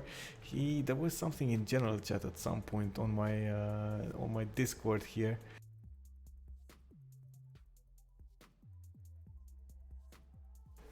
he shared so many noises with me, man. So many of these funny noises. Wow, did you see that? 3 great people recruited in one take from India. Or actually, no, two. It was a great writer and a great artist. He was spamming out projects last I've seen, and still spamming out projects, getting those Theater Square projects done. That means he's gonna be much closer to the musician, the great musician. And it is only 210 right now. Greece has 10 great musician points a turn. India is on 7, but he's gonna finish 3 more projects. I don't. Is it gonna be enough? Is it gonna be in time though? We're talking about 4 turns for Greece to recruit that, or maybe he can recruit faster with Faith buying it. Or let's see how much he has. 193 in the bank. Well, actually, he might buy it. It's like what, 240 to buy? No, he's not. He doesn't have enough. Rip, man. AC Black here, let's see. You know what is the big brain move? All HDR players get a great profit, so there will be no more left. Then they try to kill Greece and they will convert automatically. Oof. Oof. If all get a great profit, that would be something, but I don't see them building holy sites, man. It would have been an interesting move to get their own religions to actually withstand that, but it's so tough, right? Because you do have to make the choice between getting commercial science up and keeping up with your enemies in army size and everything, and going for religion. The religion takes a while to build up, takes a while to actually put up a decent defense there. And at this point, I don't see it as a viable option in Persia, for example. Greece did have an option. I think the choice of having Stonehenge built in a city that is not with Moksha is the one that is eating up his chances here. Because Moksha does spread the religion further away. So, yeah. Anyway, we're 3 turns away, 2 turns away. Did we just switch this? Let's see. I think we will switch this now, right? Oh yeah, there we go. 3 turns away from getting the next era, that is the Renaissance era, and we're gonna see who's gonna get what here. We are talking about the era score. We got 57 out of 64 on Italo. It looks like he lost another city, so it might be, well, it is definitely way too late for him to get back into this game. Yokai will get a Dark Age, Wilots a Dark Age, Eli a Dark Age, so it's definitely a sad era for those guys. We got Dimitri going for another golden 73 out of 69. Bezdomi 115 out of 105. Slap attacks 112 out of 112, definitely getting his.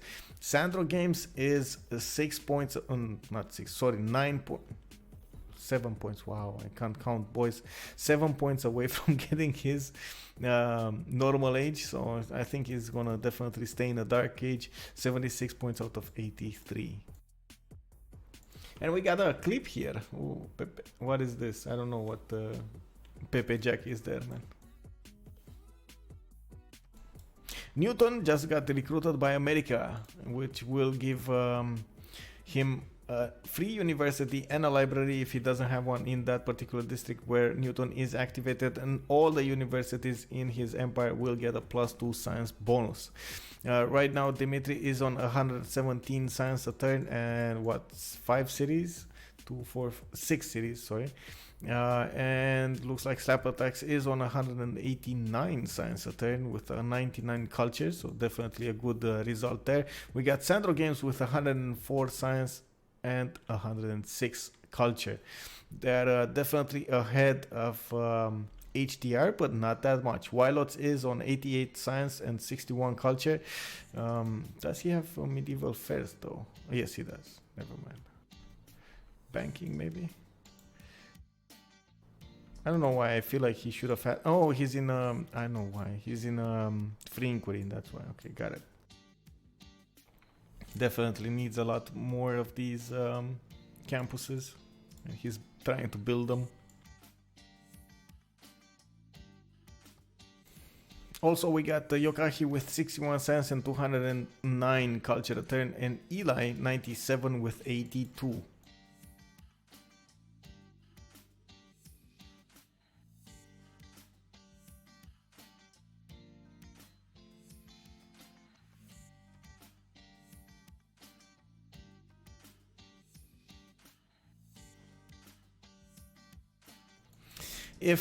If Gandhi manages to win a religious victory, this is gonna be the first religious victory I have ever seen in a CWC game. I have seen them in the 1v1s. I think I was close to seeing them in the 2v2s, but in the 4v4s CWC setup, not even the Historias type stream tournament, I have ever seen a religious victory, man. This is so hard to pull off.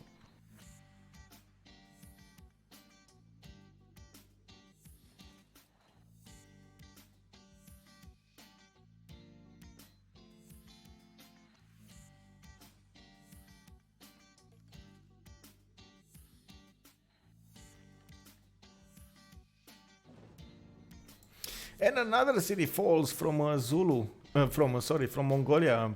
Zulu did get his spike and shot armies, and right now those units are one-shotting every enemy unit. This is a sad moment here for Dangerous Italo. He's feeling the pain, feeling the pressure of Zulu on his back.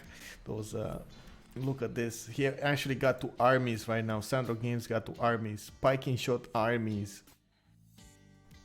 Turn 73.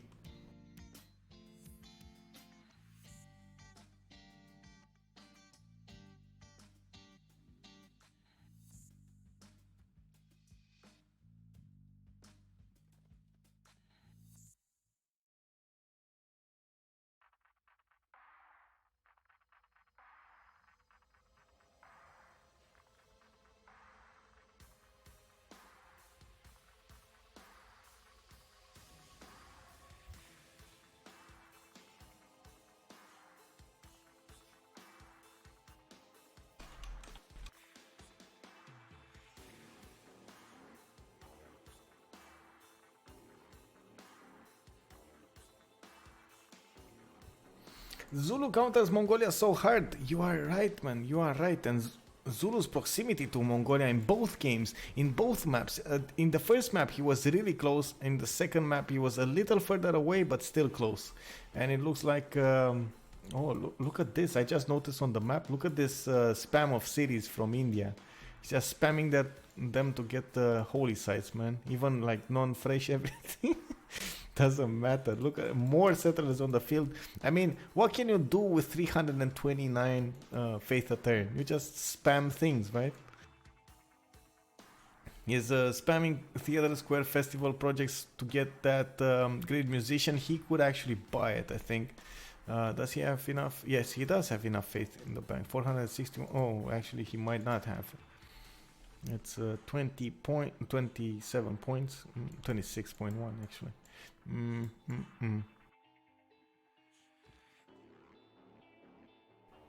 Yeah, it doesn't look like that's gonna happen. What's happening here on the sea? So it looks like Sandro Games did get his Caravel fleet. There is a Caravel fleet from Greece as well, so definitely nobody's pushing that anytime soon. The difference is in the city of Rhodes there is Defender of the Faith, which does not actually apply to the city, but it does give the Caravel fleet, because it is inside of the borders, the option to heal, right? So it can attack, heal for a few turns, and so on and so forth. It's gonna be really hard to actually break this anyway. Like even with Zulu's not heals, he's just gonna get another Caravel fleet before the Caravel fleets of like this Caravel fleet needs retreating or dies.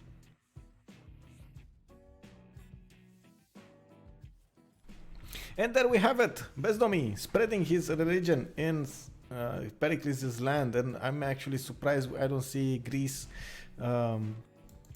condemning the units, the apostles. What is that? Why is he? Is he like oblivious to what's happening? Like everybody else is oblivious to what's happening. They're just letting those apostles have free reign over their territory. mean, this is just gonna be what?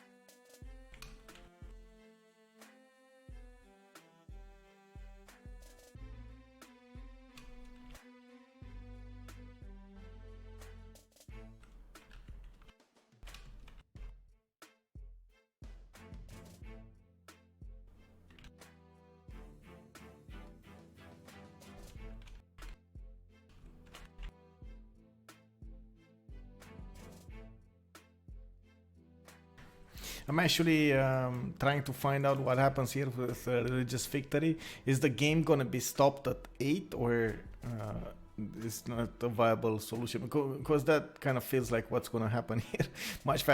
Much faster than a culture victory. As you can see, nobody actually got a tourist in any other because of low tourism on both sides. We got Yokahi here with 58 tourism a turn and a lot of culture, and then we have on the other side Bezdomi with 72 tourism a turn, but a lot of culture in his own territory. 313 culture a turn for Gandhi. 313. That is an impressive amount. France did manage to get to his musketman technology, not to mention he has quite a few units there against the city of Opango. He's trying to do something with the bombards, but it doesn't look like he's gonna be able to. He also has cuirassiers coming from the city of Paris and trying to get general for his units as well. He's not that far away. On 8 great general points a turn, Gustavus Adolphus looks like he's gonna be recruited. Oh my god, did you see that? Zulu 35 great general points a turn. Look at just look at the spread of cities, man. Wow.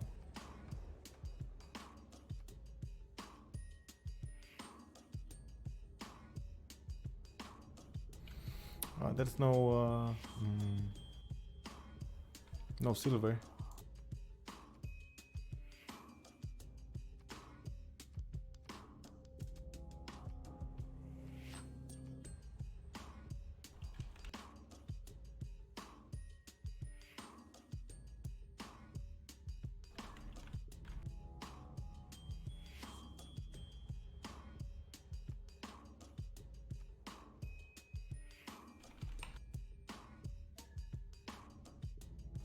Yeah, I think that's trollish enough. Incense recon.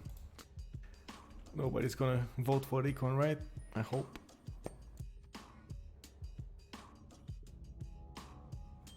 Oh, Knight Army is coming out from Zulus. Oh, he's gonna just rush Pericles on land. Look at that, Knight Armies going towards Cuirassiers. He's what? 3 turns away from ballistics. That's Cuirassier technology. He's just gonna spam those Knight Armies and upgrade them. They have so much gold between them. We are in the next era, in the Renaissance era, when only 3 civilizations of the game managed to get a golden age. We got Coupe here, we got Gandhi, and we got Teddy Roosevelt, the Rough Rider. Now we also have 3 civilizations that went into a normal age: Zulu, Pericles, and Mongolia, while 2 civilizations are actually 2 civilizations are in Dark Age: Cyrus and Catherine de' Medici. Mongolia is left on 3 remaining cities: Karakorum, Urumqi, and Al Malik, and it looks like those pike and shot corps are menacingly coming closer to Karakorum. Not to mention, from the north we got bombard corps creeping up on the city, as well as some crossbowman corps. A pike and shot army. Well, actually, that's a core. Oh my! Look! That is just, man.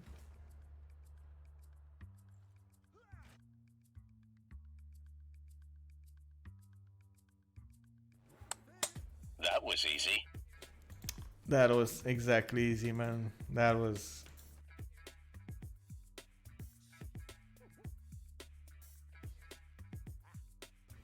That is an F moment, man.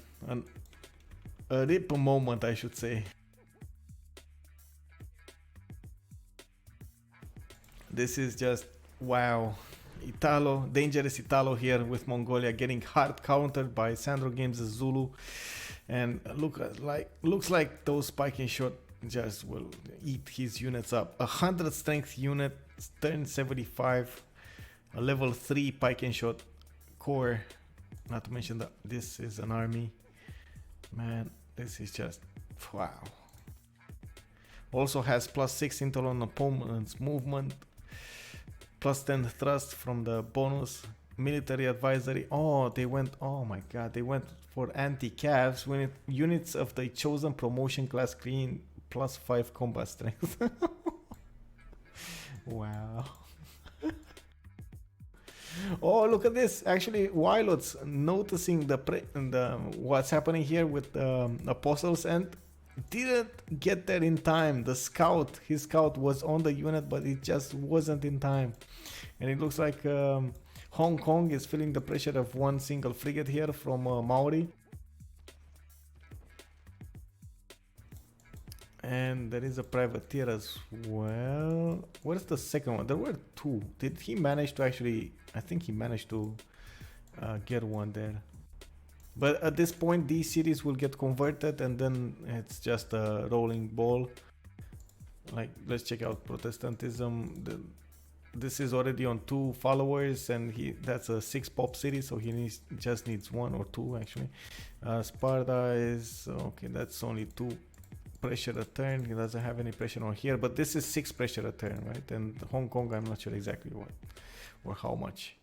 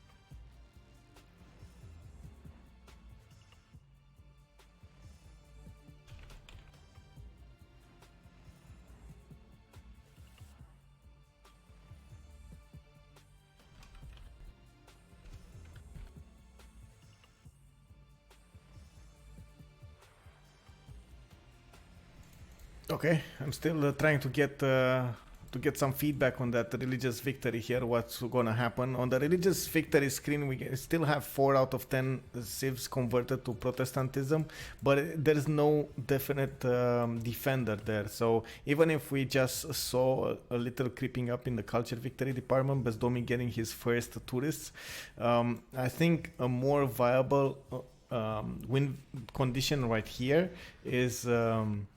The religious victory is going to be much faster, right? We already see so much pressure into France's land, and if he's gonna, he actually has a Moksha city converted, Marseille.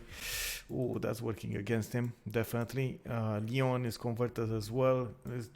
Everything will like. Oh, he has. Wait a second. There's Yerevan in the game, but I don't think it matters. Does it matter anymore? I don't think it matters anymore. We got him. Yeah. Yerevan is amazing for any kind of religious pressure. You can choose whatever promotion you can. Oof.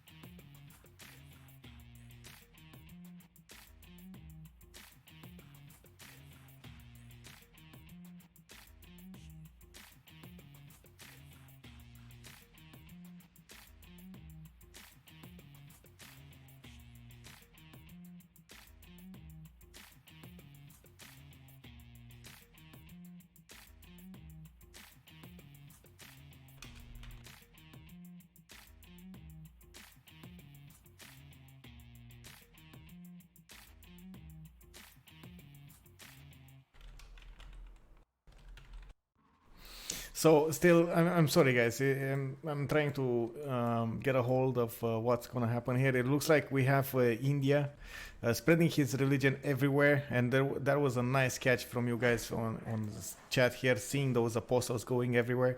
And it looks like Yokahi is the next one who's gonna feel the pressure of those apostles. What's gonna happen here? Bezdomi might try to get the moves. It looks like there are horses. Running after those apostles. They don't they don't want to let them talk, man. If he deletes the dominant religion here, it's gonna be easy peasy, right? And he's out. Look at that. The caravels from Greece and the frigates are out. What do we have here? Oh, he's not gonna get to condemn it. He shift-entered on the forest. He's gonna go for Athens. He put it into Athens. That is Moksha City. He got one into Athens. He might get another one next turn. He has Orator. Can spread religion 2 extra times. The city of Athens right now. He has 2 Protestantism followers. 258 pressure this turn. But it is much more pressure from the other one. So he's gonna need to work more. He's gonna need to... Oh, there are more coming. Look at that. More apostles coming from the west side.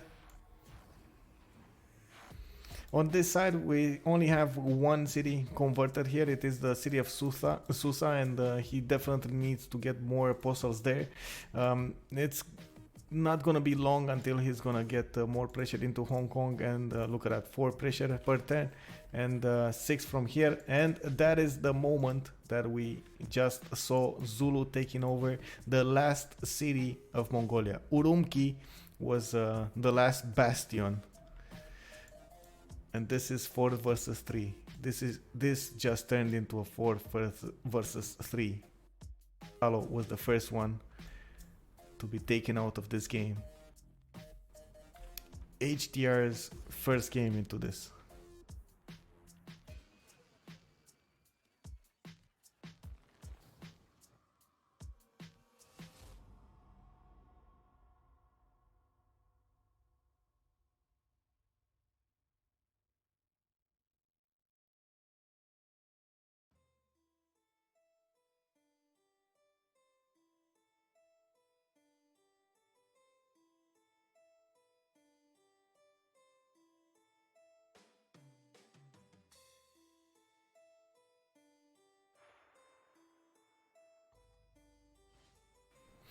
Look at this spread of units. We got the Rough Riders coming out from America that are gonna D-Day probably Greece soon enough. There are more apostles going for his cities right now from Bezdomi, and I think he's gonna send some to the east as well. Yes, there we go. 3 more apostles going into the water from Maori, so they're definitely gonna try to break Greece here, break his spirit, try to keep him at bay.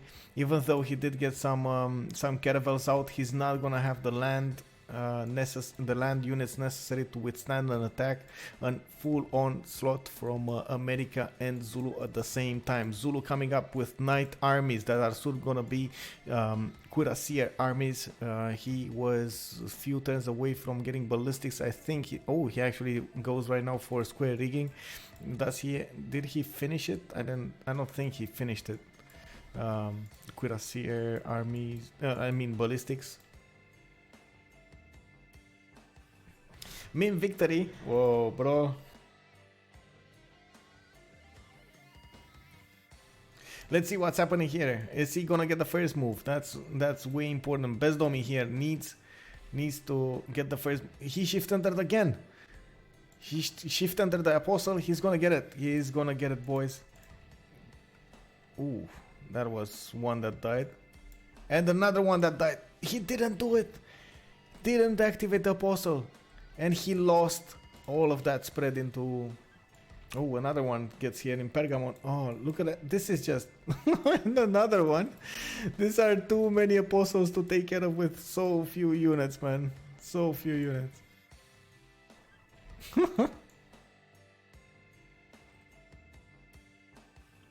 He's going for it. And there we have the answer. Zulu did manage to get the Cuirassier army technology, or I should say ballistics. And he's now gonna D-Day on the shores of his city. And he's just gonna go and smash into Greece's units.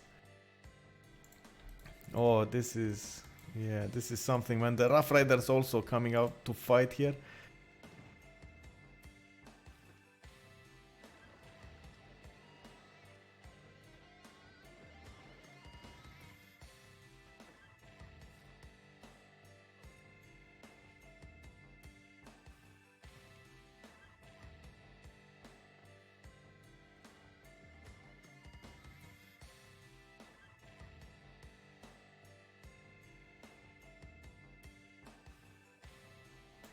Four apostles gonna try and convert Persia. It looks like we have a lot of pressure on France as well. I don't see any more apostles, but he already has like 4 cities converted, and the rest will probably convert by themselves. There is 9 incoming pressure from those cities. Not to mention he still has the 40% spread on, so his for those cities is definitely spreading. Look at that, spreading much faster anyway.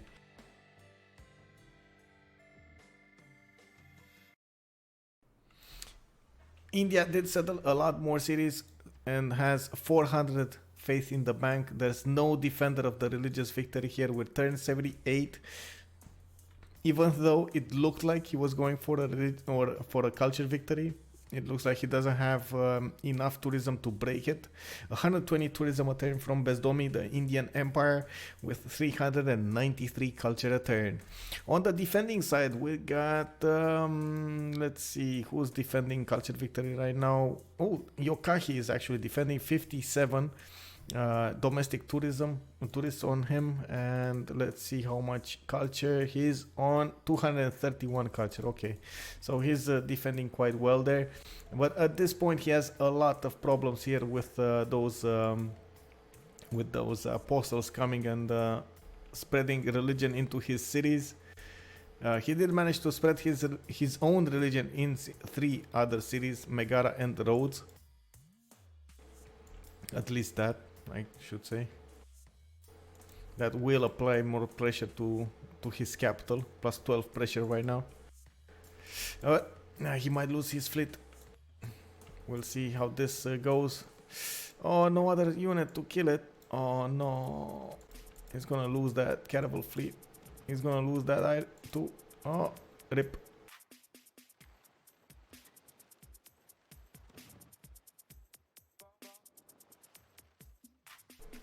The thing is, even if he breaks the fleet of Sandro Games, he cannot withstand attacks from those Cuirassier armies.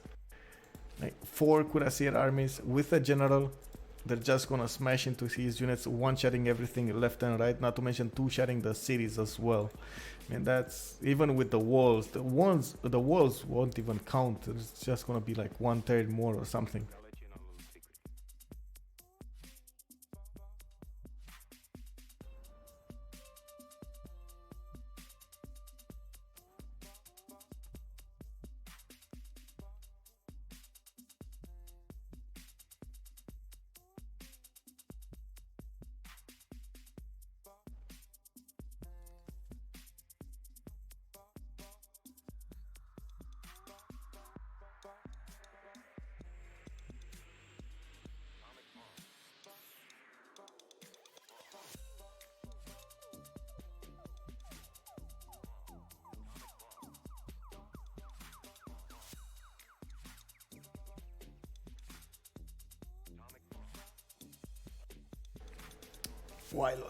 Wailots, what's he doing over here?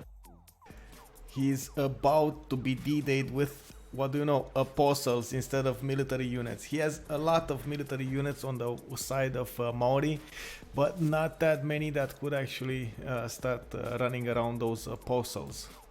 And depending on Bezdomi's moves here, he might actually go around here again. He only has 1 defending scout, Susa, from to the south of Susa, west of Ray here.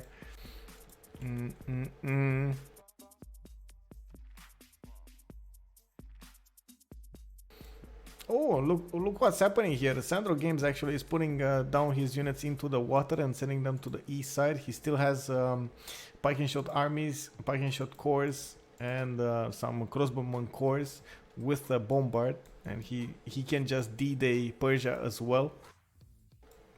Just gonna have some fun, boys.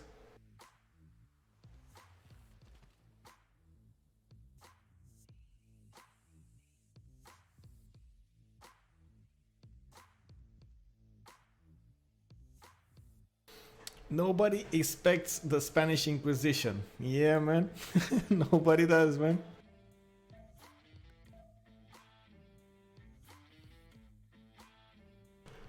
I mean, I think he doesn't have that many things to do anyway. I mean, he's just making projects, settling cities, using his faith as much as possible. Like, look at the Theater Square projects he's doing right now.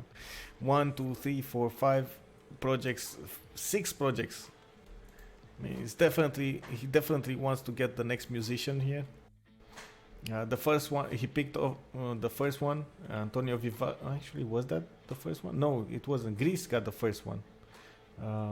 I was remembering another name, so there we go. So both of them got one.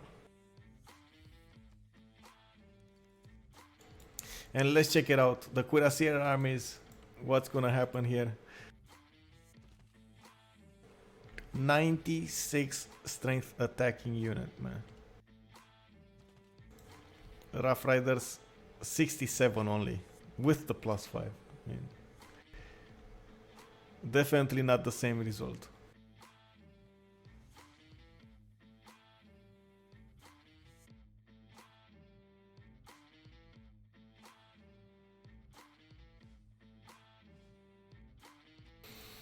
Yokahi with 69 science a turn. I don't think he has the necessary technology. He's working on astronomy actually right now.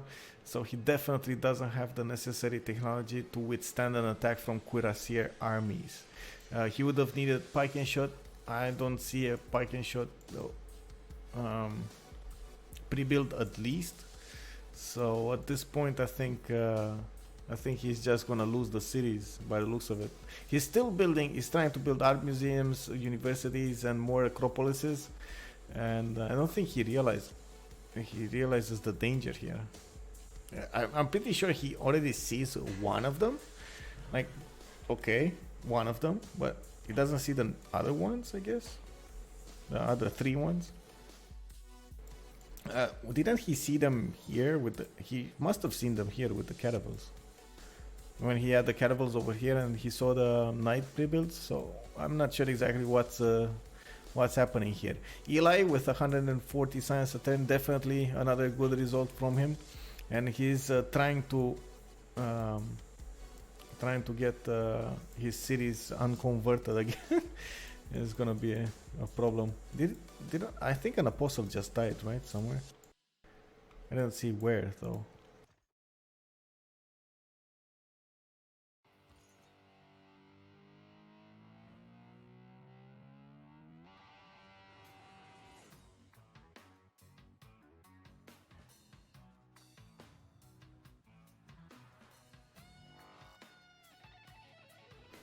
Oh, you think Zulu should ignore Protestant cities? That could be a thing. Go directly for the capital, for Farsalos maybe, for the one in the south here, for Rhodes. Just take it out.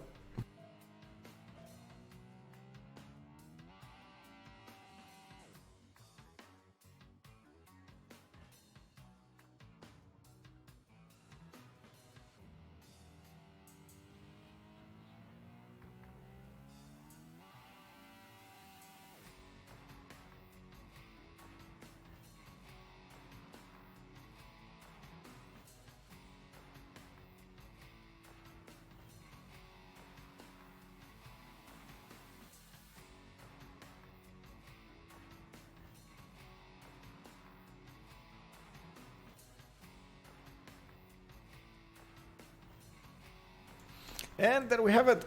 Cuirassier armies are showing up on the borders of Greece with the general, with 2 generals actually, not even. And the Rough Riders are there as well. Again, 66 strength unit.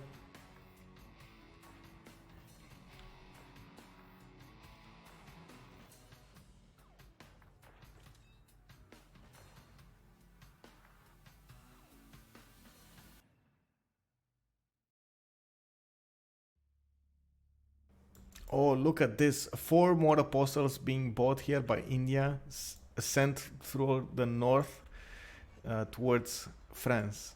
And France doesn't have very fast units here. He does have one knight over here, but it's only 1, and those are like 4, so... Oof.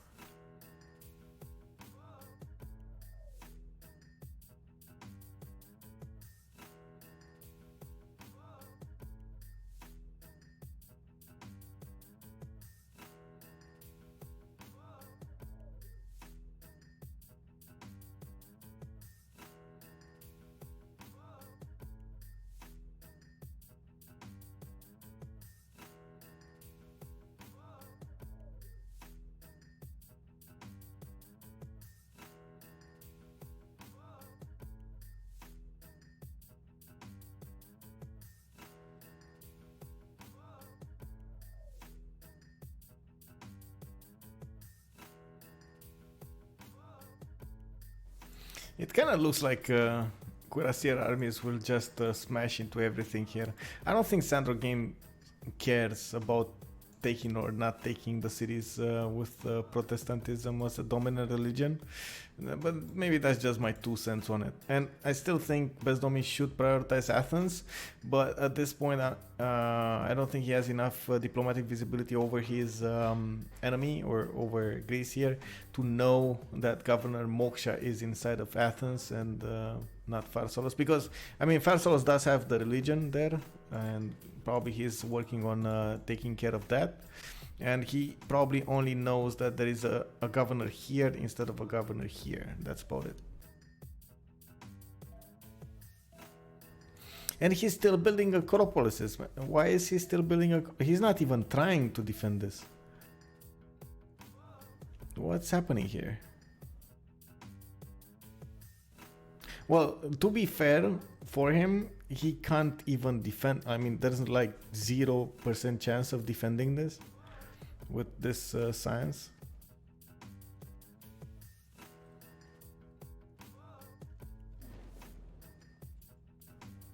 There we go, first city down. He did manage to take over the fleet as well.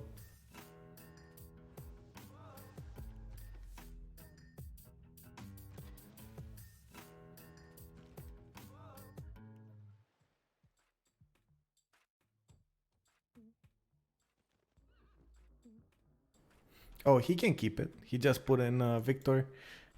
And look at that. Rebellion in 20 turns now. It's fine. He's gonna take more cities fast with Cuirassier armies. Remember, it's like 2 shadows per city, so those cities will go down really fast. There's no unit here to increase the garrison defense strength anyway, so yeah.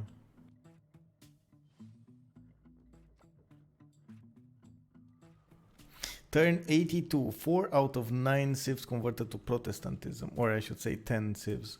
Bezdom is sending so many apostles left and right, still on 427 faith a turn, losing a little bit of gold, but looking at how much his team is making gold, it doesn't even matter. 352 on slap attacks.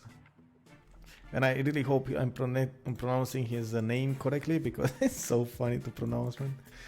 And cool at the same time. Slap attacks. Okay, there we go. There we have it. The GG, the concede from HDR. In the Group B, this is the second day of the Civilization World Cup Season 3. And we just saw CC, a team from the Russian community, play against HDR. Thank you. I need to thank you a lot for the follows, a lot for the subs, for the gifts as well. Much appreciated, Golden and Groovy. And hopefully everyone enjoyed this game. We're gonna have another one tomorrow. And tomorrow, by the way, guys, Pyramid is playing TBD. That is happening in again in Group B. So stay tuned, guys, because we're gonna have some wars tomorrow. We're gonna see some civing. We're gonna see some action, man. Some the cream of the cream will be popping off Today we've seen what the new guys can do. Tomorrow we're gonna see what both of those teams can do. Those are established teams in the past 2 seasons, and I'm pretty sure we're gonna see a good game from them. TBD has a lot to catch up to. A lot. They have been changing the roster a little bit, but I'm pretty sure right now they are ready to get higher in the slots there. The game is at, let me actually double check the numbers here. We got the game going at 1800 GMT tomorrow, and TBD versus Pyramid. Today, HDR, the newcomers from Brazil, actually showed us they can withstand attacks and they can put up a fight. They at some point got lucky, at some point got unlucky with the map, and I do believe they could have done a little bit better here. But man, oh man, that religion from Gandhi, that those word moves from Sandro, oh man, that was impressive. So I believe we need to see some more action from them. I did tell you guys, whenever there is a new team in the CWC spotlight, there is a lot of emotion going on those players. So bear with me, bear with them as well. Let's keep them cheering, because they do need all of our support. So we're gonna keep tabs on them and see how they do in the next games. They do have a lot to show in the next 7 games. Thank you very much for being here, and again, I hope you had a good Saturday. My name is Michael for On Spot TV, casting for the Civilization World Cup Season 3.